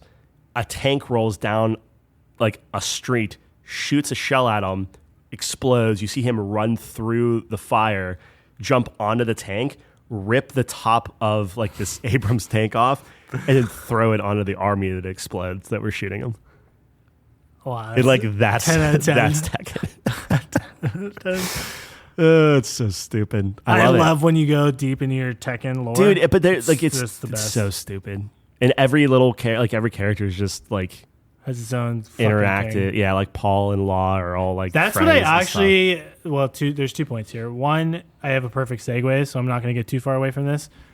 But that's what I kind of don't like about Street Fighter is I love when characters interact, and I think in Street Fighter it's just they have their saying or whatever. I don't know them deep enough, but they do that in Mortal Kombat. Mortal Kombat's great. The DC. Yeah, DC great. DC is my favorite because I actually know those characters. Yeah, but. Tekken does it. Yeah. Anyway, speaking of zombies, I watched Zombieland last night. Oh, good segue. Great segue. Yeah. I had to. And those are the games we're playing. Yeah, those are the games. Did that have a game? Probably not. Maybe. Zombieland? Yeah, it did. It was terrible, right? Maybe it would be. I'm thinking like a mobile game. Maybe I might be making that up. I don't think there's ever been a zombie mobile game. Now that I'm thinking about it, a zombie mobile game. That's a joke. Yeah, those are the games we're playing. So probably Revenant next. Speaking of zombies, I watched Zombieland last night. So it was one of those. I was telling Tyler before the podcast. It was one of those weird situations where I was like, "Oh yeah, I've totally seen this movie," and then I was like watching it because it's a PS4 game, by the way. It's called Zombieland Double Tap. Oh, it's probably so bad. It's top down twin stick. God. Anyways, well, those games aren't necessarily bad. Yeah, but I'm fine. sure that's terrible. Movie license games are just the bottom of the barrel. Yes. One of those situations, like, surely I've seen this. Like, everyone's seen this. And it's like a classic. And I was watching it last night because my YouTube algorithm overlords were telling me to. You watched the whole movie on YouTube? No, not on YouTube. But, like, I was getting clips. And I was like, gotcha. yeah. So I have a friend who has all the movies ever. Yeah. And I was like, maybe I haven't seen this. Like, Bill Murray shows up. I was like, I don't fucking remember this part. This is amazing. And he regrets, maybe Garfield. Like, that was the greatest scene. Actually, my favorite part was, oh my God. The movie's really funny. I was like, it's been a while since I laughed out loud to a movie. Mm-hmm. Maybe the last one was actually a Bill Murray movie that you made me watch. So that's too little. Yeah. Poetic. That's a great movie, by the way. I am on board that movie 100%. Good. That's a fantastic movie. Anyways, it was when they were in his house and he kills Bill Murray. Well, this is after him. Spoilers. Fuck. Yeah. The movie came out in 2009. Yeah, that's crazy. Fuck. What was I even going to say? It's when he's about to get with, what's her face? Emma Stone. Yeah. She's super hot, by the way. Just in case you didn't know. Anyways, so he's about to make out with her or whatever. And then what's his face comes in and like cockblocks him. No. Oh, Woody Harrelson. Woody Harrelson. Yeah. I was going to say Woody Allen. Two different guys. Different. Yep. Anyways, the next morning when they're like, I think Emma Stone and her sister leaves. Mm-hmm. And then like, what's his face? Columbus is like, I forget what, dude, I'm butchering this so hard, but it was the funniest fucking thing. He was like, I forget what the line is. It was so good. He was like, dude, you're like, the fucking biggest. He's essentially says like you're the biggest cockblock ever, but he says it in a really funny way. Yeah. And then Woody Harrelson, just like, hey, and just cuts. That was the funniest part. I know it doesn't sound funny, okay, but the way he delivered that, hey, like he was really hurt by the comment. After you see him the whole movie just fucking destroying everything, it was so funny. Woody Harrelson's great. What a great cast for that movie. Perfectly. Oh, weird, yeah, but like it weirdly worked. Yes. Yeah. So, probably going to queue up the second one tonight. Let me know how that one is. I didn't see that one. I was actually like, I thought more happened. So maybe I'm thinking, maybe I saw the second one and I like just put all my memories into that one and they all kind of converge. Not a lot happens in the first movie. No. It's a great movie. It's very funny. There is virtually zero plot to that movie. It is actually quite amazing how highly rated the movie is with having zero plot. I mean, it's the point, right? That's a movie where I watched it, wasn't big on it at all. And every time I see it past that, I get more and more like a warm up to it. It gets a little better. Yeah. I just don't love zombie movies, gore, that sort of thing. Yeah. I think it's... Even if it's comedy. Like even the like Simon Pegg in Shaun of the Dead and stuff like that. Right. Like, I'm still not like... I don't love it. Like it's funny. I like them, but... It's very gory. Yeah. Very gory. I like the practical effects though. Yeah. I always have a lot of respect, and zombie movies can do that really well. Mm-hmm. Where like all those guys in makeup and the fucking gallons of fake blood that they use. Dude, like I can't think of anything with crazier practical effects than The Boys. Like The Boys? That has like ruined me forever. Yeah. What do you mean? In terms of just like... I mean, there's a fair amount of CGI too. Oh yeah, no, I know. I'm just saying like I shouldn't have said practical effects. Oh. As far as like gore and realism yeah. Oh my God. Like, no, when I say practical effects, I mean like actual makeup. Yeah. Yeah. I understand what you're saying. Okay. Yeah. You're talking about just destruction. I said practical effects. I meant just when Homelander lasers gore, someone in half, it is brutal. Of course, a lot of that is practical effects too, though. Didn't they win a lot of awards for that? Well, the lasers aren't. Well, sure, but like the body, it's like just goop. I think post fucked, yes. but while it's happening, it has to be all CGI'd, right? Maybe. I don't know. Maybe not. I don't know. You're probably right. The best practical effect, is it Star Wars or is it Lord of the Rings? In terms of moving the industry forward, I would have to say Star Wars. Yeah. But when you're looking at the pod racing always gets me. That's like my favorite thing ever. Even though that's cool, but also like I'm talking original trilogy when they're like, no, 100%. We had to rotoscope this actual model out and do frame by frame and then overlay that to get this and like even then they were like pointing out like this isn't perfect here and this isn't now it's like we hit and TIE Fighter. We have a pre-rendered I don't know. No, 100%. Lord of the Rings is sick as far as like the perspective stuff. That's really, dude, the really orcs cool. are crazy. Yeah. But that's all practical effects. That's what I'm saying. Yeah. Practical effects are the way to do it. Yeah, but that's like when I'm saying practical effects, I'm talking like you're using effects to make something else. Like orcs are just like, that was really good makeup. Am I conflating the two? I think Are practical effects different than makeup? Because I guess my mind is like, these days the orcs would be CGI. Right? So like my mind is like, it's practical effects because we were using real people. I dressed up as orcs. I guess. When I think of practical effects, I think more of, this was a miniature that we blew up and just ran a camera down it. And that was practical. So let me it wasn't correct myself. CGI'd. The costuming is very good. Yeah. In Zombieland, Star Wars, in Lord of the Rings. Yeah. Not in that order. Everything's good. All cinema. Speaking of cinema, you going to see Oppenheimer and Barbie? I heard Barbie's really good. I want to see both. Same night? I would do same night. I still have to see Mission Impossible. Well, you do that with your mom, though, right? I'm doing that with my mom. Yeah. And I have to binge all of them, so I'm like in it. Okay. That makes sense. Working on that. And then, I'll go see Barbie with you. That seems like a cool bro activity. Interesting you went straight to Barbie and not Oppenheimer. I am much more intrigued by Barbie than Oppenheimer. Okay. I don't know why. Okay. Who is Oppenheimer? See a guy who did something? Atomic bomb? I thought that was Einstein. Okay. Barbie it is. Barbie it is. Tell me when you want to go. I love Barbie. You got to knock out Final Fantasy, but we can figure that out. Because I'm assuming both of those are going to be like, dude, social media is blowing up with those. So I assume the theaters are going to be packed with Oppenheimer and Barbie. Yeah, maybe Sunday. You don't like doing things on Sunday? No, I do Sunday. I just I'm fine with Sunday. You just gotta let me know. I'm gonna play during the day. Like I'm gonna play all day tomorrow, Final Fantasy, and all day Sunday, and then maybe Sunday night. Well, Sunday night I do dinner with my family, so we'll figure it out. We don't have to make plans on the. Bring him to Barbie. Bring him to Barbie. Ugh. That would pass Tyler's childhood check. No. Too much commercialism. No, I'm pretty sure Barbie is going to be very sexualized and like. It's rated PG. Crude humor. No. Yeah. No way. Yeah. Bet. No. I'll give Is it rated R? There's no way it's rated R. It's got to be PG-13. There's no way it's PG. Yeah, I tried. Oh man! All right, dude. Look at that.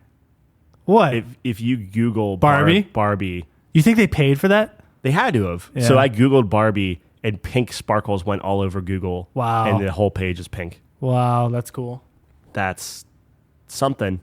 Rotten Tomatoes has a 90% right now. That's really good. It's 90% critics and 89% fans. Wow. The fans and critics agree. That's when you know it's good, dude. Barbie's where it's at. Oh we got to go see Barbie, bro. Margot Robbie, she's the goat. I'm looking up She's the best. real quick. I love Margot Robbie. Oppenheimer, 93% critics, 94% audience. Okay, maybe we got to see that first. Well, that's Thomas Shelby, right? It's Thomas Shelby. Yeah. It's the Jason Bourne. Jason Bourne's in this? It's Iron Man. Who? Robert Downey Jr. I know. Yeah, Matt Damon, Robert Downey Jr. Fuck. Okay, we got to see that. Damn it. Yeah. Fuck. It's a good cast. But what about who's playing Ken? Totally forgot. Yeah. Go ahead. Tell me. No, I know who it is. Playing Ken? I know who it is. From The Notebook? I know who it is. I just can't think of his name. Blade? Blade? No, not Blade. I'm sorry. Blade Runner. Blade Runner 2042. Yeah. Great movie. Yeah. Great movie. Is that a sequel? Yeah. Didn't know that until like years later. I finally got through Blade 1. It was pretty... Or Blade Runner 1. And it was, seen Blade? It was good. I watched Blade Runner and the director's cut or whatever, then watched 2042 right after. Yeah. And it was nice. Really good. Yeah. Okay. You're giving up? You're not on what? On the name? Oh, I thought we were past that. Oh. Embarrassing me. It is his name is Let's see if I can give you some his name is this is so bad because he's really popular. I'm trying to think of like a it's right on the tip of my tongue too. You're a silly goose? Does that help?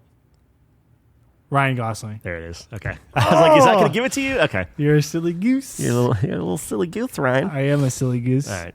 I can't believe I didn't remember Ryan Gosling. Oh, he's so attractive. Yeah. Yeah. Yeah. He has fun. I like his personality more than his looks. That's fair. Like Henry Cavill. Well, that's a no bad way. example because Henry Cavill's personality is the best. Henry Cavill looks. Dude, Henry Cavill is like. No one looks better than him. I'm a Brad Pitt guy. You think Brad? Well, here's the thing. Maybe Brad Pitt's like prime. Yeah. But Brad Pitt now does not hold a candle to Henry Cavill. Let's see how Henry Cavill looks when he's Brad Pitt's age. Done. Cheeseburger. That's all I'm saying. 20-year cheeseburger. Sure, 20-year cheeseburger. Actually, that's probably not too far off.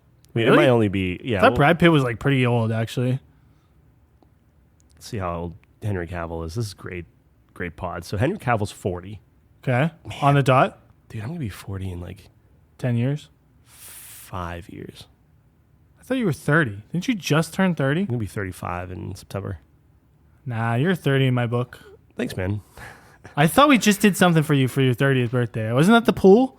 No. I think that was. That was like 5 years ago, maybe. We did something, didn't we? Nope. Oh, okay. We did, my 30th was here. We did Mario Kart. That's what the board is, right? The board is, yeah. Wow. Brad Pitt's 59. So we got to wait 19 years. Yeah, dude. He looks insane. He looks good for 59. He's going to be on Medicare soon. Yeah. And he's going to look great. He's going to be the best looking Medicare member we've ever had. And we're going to have like a sign up. Right. Yeah. Oh, jeez. Okay. Right. We have to talk about Diablo. Yeah. Do we have anything else to talk about? I do. Okay. I had a rant, but I'm not going to do it. And then I had an assignment for you, but I think I'm going to save that as well. Okay. Well, the assignment, I wasn't sure exactly what I want to make you do, and it might be off the wall. And if I do that one, there's a little bit of a preface with it as well that I want to make sure I have prepared. I have mostly prepared, but I want to make sure I'm. Is this the anime? No. Oh, because you had me pumped up. You're like, I have an anime for you. You're gonna try that, and if it doesn't work out, I should do that. I should just fucking do that. But all right, stay tuned until the end of the episode. I might make Tyler just do that. Anyways, you might have just dug your grave. You should have never even brought that up. All right. I was gonna give you a nice, easy softball. Give me a softball. No, I can't. But there's a preface to it. Okay. Well, hold it off till next week. That's fine. Okay. Anyways, before we talk about Diablo, I want to talk about Civilization 6. Yeah. So I played Civ 6 this week with the research department. Super fun. So Civ 6 has been out for a while, and I've had Civ 6 for a while. I played a lot of Civ 5. Maybe not a ton, but a lot of Civ 5. I love Civ 5. And then I could never get into Civ 6. And this was the first time I actually got into it. It's a lot of fun. Yeah. It's super... It reminds me of Civ 5 when I first played, like, so overwhelming. There's so many mechanics to, like, keep a hold of and everything like that. And it just gets crazy as you get, obviously, progress further and further in the game. You get more and more cities. Yeah. More mechanics open up. More inventions are made. It gets wild. But it's starting to come back to me. I was playing as... Who was I? The Ottomans. Okay. I was playing as the Ottoman Empire. So they're very warfare-centric Civ, and I hate warfare. I always go like science or culture. Like I'm a very peaceful guy. Did you do random or you yeah, we always do random. Yeah, always do random. That makes sense. So I got Ottoman Empire. So at first I was like, okay, maybe I can try to go science here, but then the CPU is pissing me off. So I just wiped them off the face of the earth. Yeah. And now I'm kind of on a war path. Much like the real. Yeah, I kind of am following in footsteps. Although we're past World War One. I have like I'm like right there maybe. Mm-hmm. So I'm either gonna die like the Ottomans or we're gonna get past the hump and we're gonna take over the world. So, anyways, it was kind of surprising. I don't usually go for the domination victory, but I'm stacked. You're playing against Calvin? We're playing the same game. So has he sent like envoys of peace yet? And things like that? So what we usually do is we usually team up against the computer. Yeah. And usually it's me funding his wars. Uh-huh. Like I usually just have an insane economy because I just build tall, which means I have a few number of cities that are just super huge and rich. Yeah. This time it's the other way around. He's funding me and I'm taking over the world and I am the superpower. Yeah. It's crazy. But Civ 6 is a lot of fun. I think it's in a kind of similar situation as Diablo where when Civ 6 first came out, it was not as good as the current state of Civ 5 because there were so many expansions and things added to Civ 5 over the years and mechanics. And now Civ 6 has a couple big I think they have 2 big expansions out. And I would say comparable or better than Civ 5 at this point. Nice. Okay. Might be. So that was a lot of fun. Just wanted to talk about my experience with that. And if you ever want to play Civ 6... you're more than welcome to. I'll teach you the ropes. I've said it multiple times. I think Harper would like to play it too. Yeah, I think like getting all the boys together to play a game of Civ. Like that's a day where like nobody's doing anything though, and we just spend the whole day playing Civ. Yeah. That's like one of those kind of things. But I think that would be a ton of fun. I mean, we talked about this where it's like we have like make an event out of it and stream it and have like rules and stuff. Oh yeah, no, and that we're would be like God, super fun. And we give like mini games and prizes to people. Like that would be so involved. That's the dream. But I think just having a chill day with the boys, get like paid off and like exactly we could have some fun stuff. Oh my god, yeah. Like secret challenges, like first person who discovers Buddhism gets the X reward, and nobody knows. Like someone will just randomly pick Buddhism when they discover religion. It's like ding ding ding, you picked correct. Yep. And see, I love Civ because it is and this is coming from an RTS guy, but like I love it because it is turn-based. You can think, you can strategize, you can kind of take a minute to pick your moves and pick your kind of lane that you want to go and everything, which I think is really cool. It would be so fun with a lot of friends too, because like there's something so unique about actually conversing with another person. You get the trades going, you get the betrayals. Like that's the fun part, and it just doesn't hit the same with the AI. Yep. Someday it will, but as of right now, it's like that's where it's at, and I think that would be so much fun. Even doing something where like if you want to do like anything above table, that's totally fine, but anything under table, it's like you have to like message them in Discord. But I almost would say like there would be a rule where it's like you're allowed to do it under the table, but you have to announce that you're sending a message to somebody. You don't have to say what the message is, but it's just like, hey, or Jon and Tyler are talking. We don't know what they're talking about, but or they're we talking. make different rooms in Discord. Yeah. So 2 people would just drop all of a sudden, and then everyone can check to see who. Oh shit, Tyler and Jon are in the other room, dude. That would be really cool. And then it's like locked. Like there's only 2 people max or something, so nobody can. Do. Yeah. That would really be fun. Neat. That'd be really cool. Yeah, it's just like all of a sudden. Dude, I'd be down. I know Kyle and Gerard. Like, I don't remember if Nate enjoyed that or not, but we could have some fun. We could. Yeah, that would be like a once. I would love it to be like an annual. Yeah, because I think we can get Gerard for 1 day a year. Just say hey. Oh, Gerard would. Out.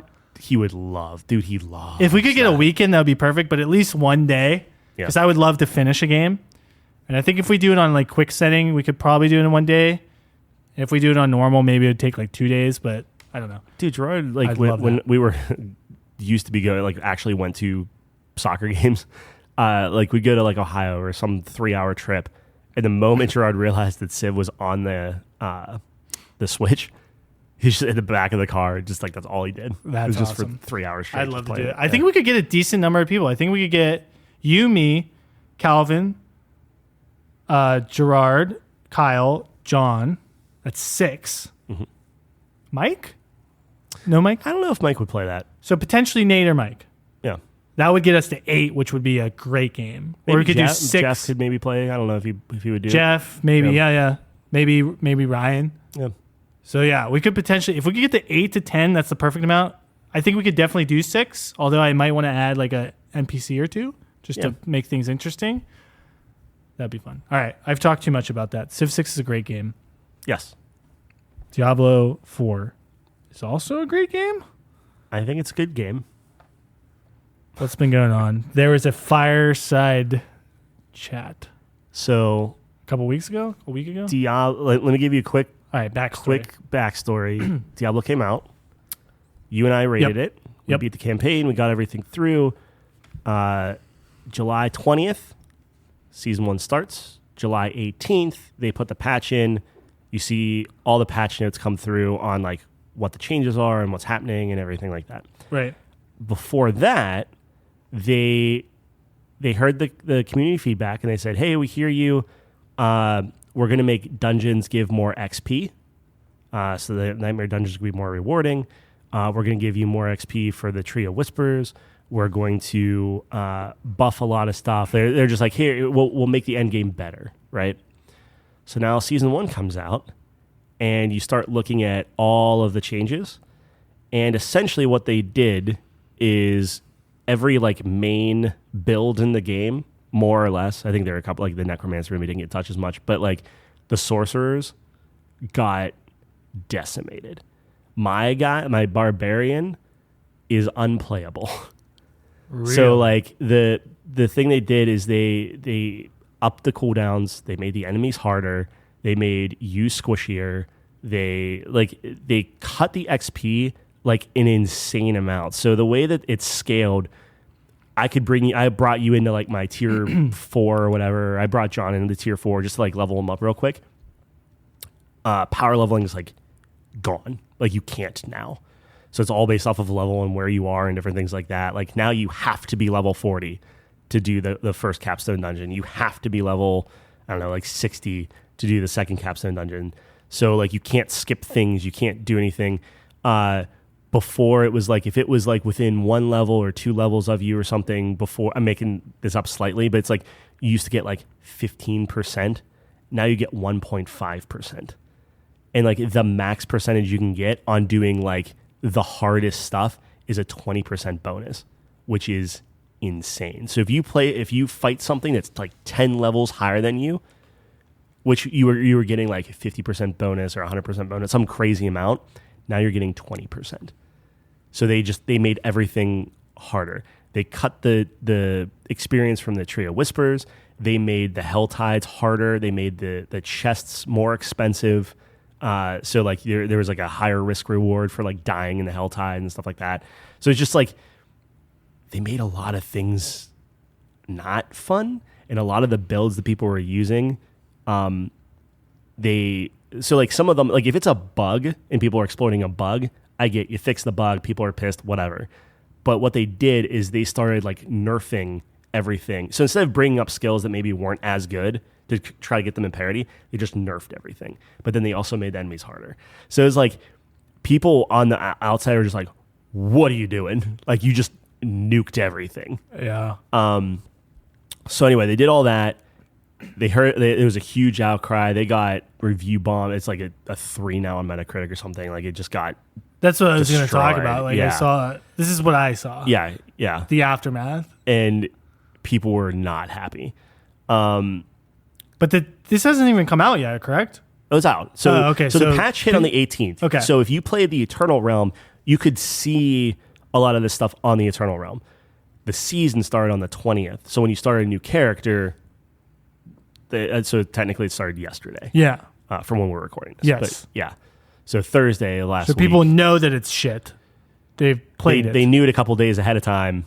Because played of the, it, yeah, the saw test it, server. and then we're like, what's going on? Yeah. And the crazy thing is, one of the most inconsequential things in the game are gems, right? So Right. like you socket things in, you get, these slight boosts, and it was just like, why are you picking these up? They're killing inventory space. They're not doing anything for you. And then the whole point of the season is you don't use gems anymore. Now you're just using these like corrupted hearts to give you like wild buffs. That's good. And like some people are like, some of these are really powerful and that's really cool. And they added new unique items and all this stuff. All really cool. But now you made the gems even less important. And like, it's like none of that matters. So you still have the gems. Yeah. A lot of the stuff that people relied on for defense and armor and things like that, a lot of that got nerfed. Like I said, for me specifically, what they did with a barbarian, and I don't want to get like too much in the weeds. My whole build was I spin around and I slow everyone and I bleed everyone. And I wear them down and I kill them all. Right. That's getting in the weeds. Well, no. I don't want to get it. So that's what it is. High level. In the weeds is I have one ability that I just slow everyone all times. Well, I changed that I only slow enemies that are above 80% health, which is a big difference. Yeah. So now all the enemies are a lot faster. I'm a lot squishier because my armor isn't as good. Like it's like they completely changed it, and I rely heavily on my shouts to buff my damage. But now all the shouts have a like longer cooldown. It's just like ruined the flow of it, killed the experience and everything. So they did all this.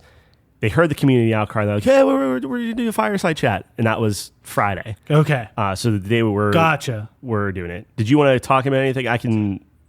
No. Give you a Tell me about the fireside, because I thought the fireside was the patch. So I appreciate the clarification. No, so the fireside is them saying, we fucked up. We hear you. This is what we're going to do. So someone on Reddit luckily did this, and Kyle sent this over. So this is all super nice. But this is kind of high level. Okay. Sorcerer and Barbarian will be buffed in the next few weeks. So think about that for a second. Each of these seasons are a quarter. So you get 4 seasons a year, few months. Now it says in the next few weeks. Kind of open-ended. We don't know what that means. They're going to get buffed. Cool. So there's that. There will be, quote-unquote, substantial increases to mob densities in Hell Tides and Nightmare Dungeons. So more guys should give you more XP, but you nerfed the XP. So why wouldn't you just bring the XP back on what you already had? So there's that. In the next patch, there will be an addition stash tab. So they're just giving you an extra stash. And elixirs, which I don't think you got to, are going to be increased to 99. That's good because elixirs, I think you could only hold like 10 of them or something, and then they just took up inventory space. So great.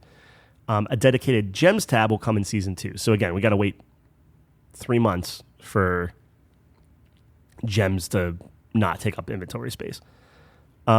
Skill respec costs will be reduced by 40% to encourage build switching. Cool, not a problem. And there will be adjustments to make leveling 50 to 100 feel less like a job. There are plans to add more variety to endgame content. So it's like these very open-ended, like, oh no, just stick with it. We'll do this stuff. It's like, okay. Like it seems like what they've focused on is like the opposite. Yeah, well, right? The thing I don't understand is you just buffed the XP in Nightmare Dungeons, you just buffed the XP on Tree of Whispers, and then you put the season out, and you like not only undo that, but then like go in the opposite direction.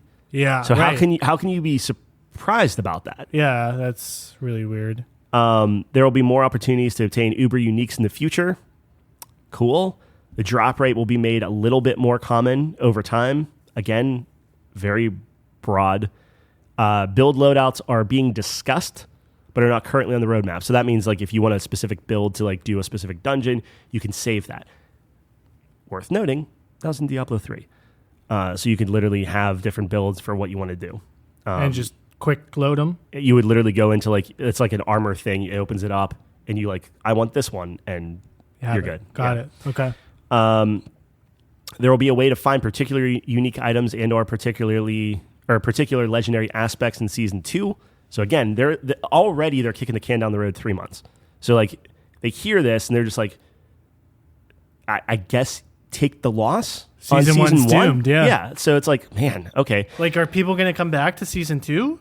I mean, sure, I would. And I think part of it is like, I got my guy up to like level 91. So I was playing like just grinding away for a while. So am I ready to start all the way back over on something that's just harder content with a new character? Probably not. So maybe Season 2 is when I come in. But right.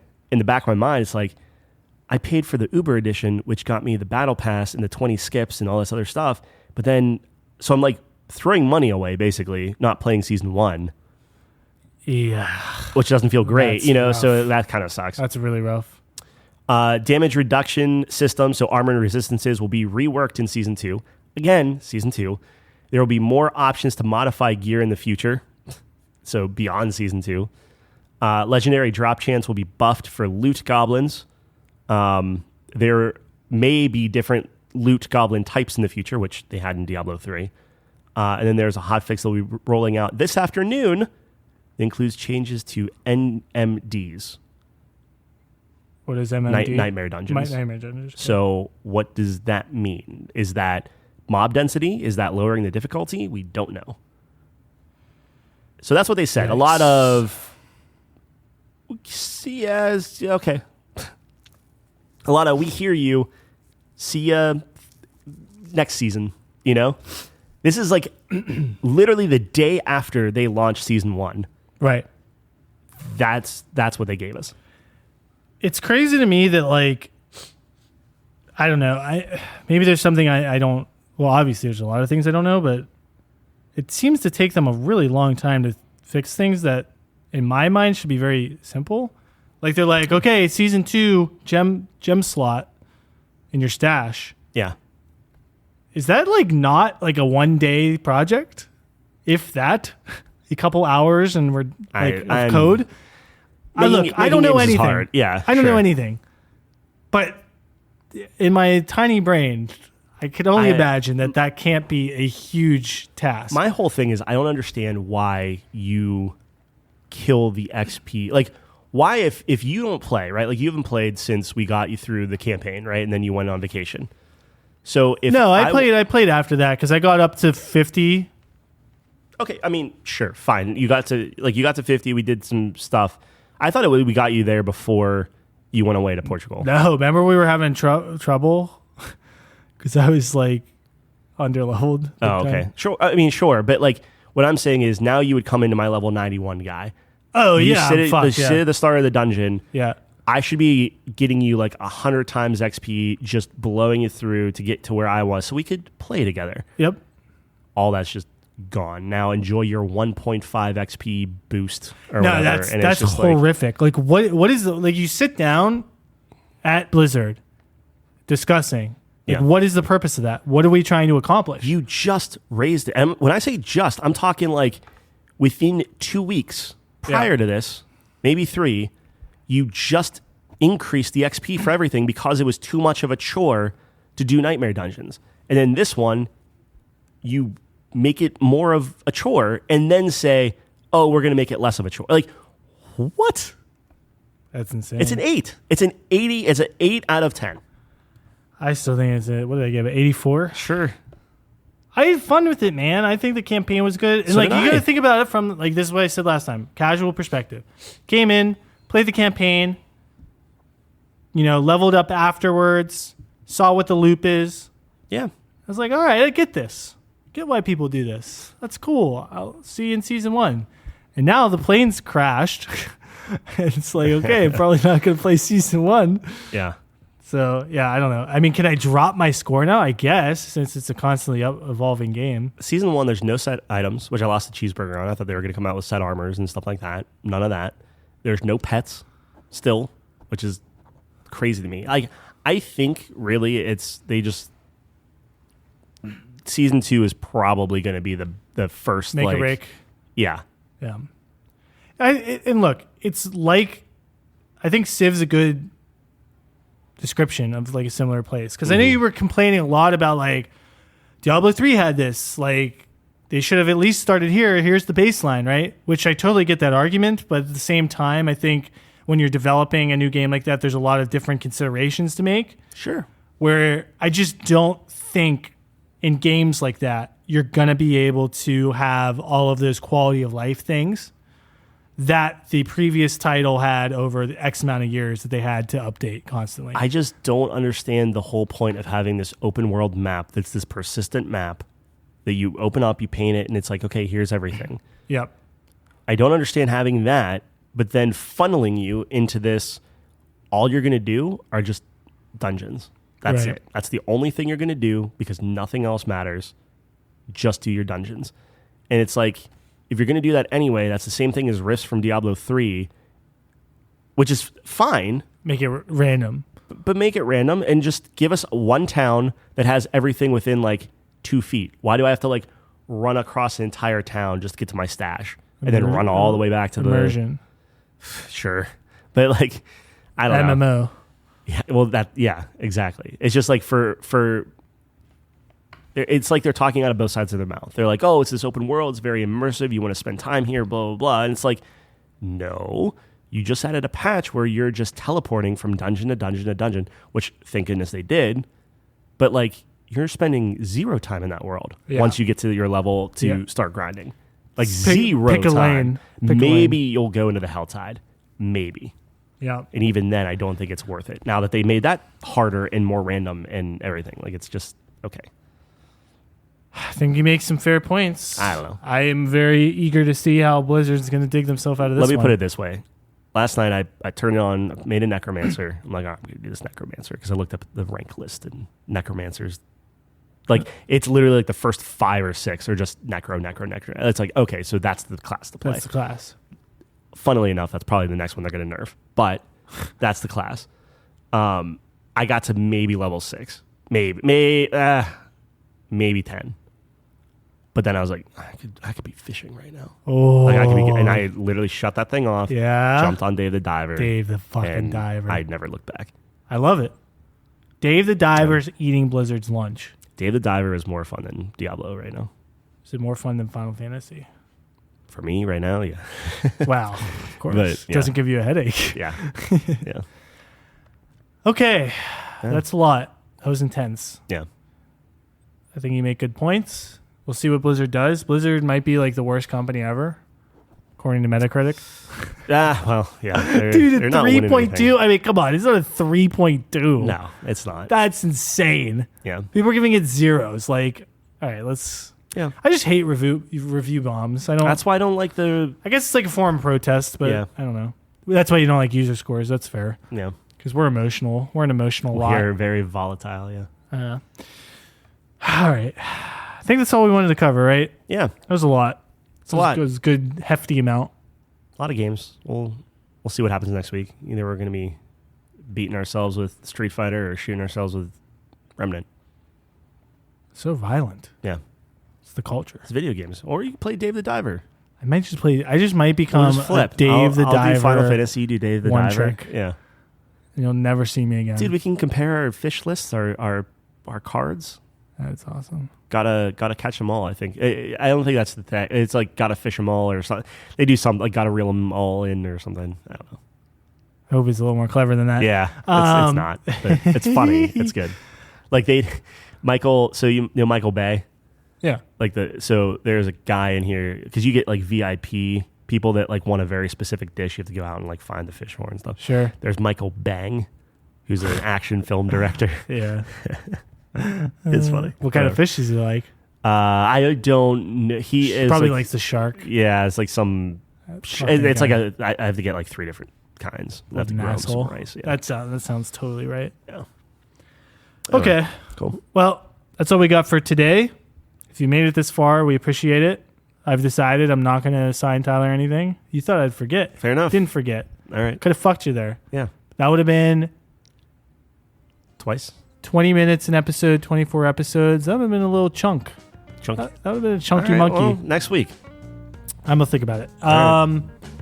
Thanks for joining us. Our stuff's located couchcompany.games. Check us out there, all the links.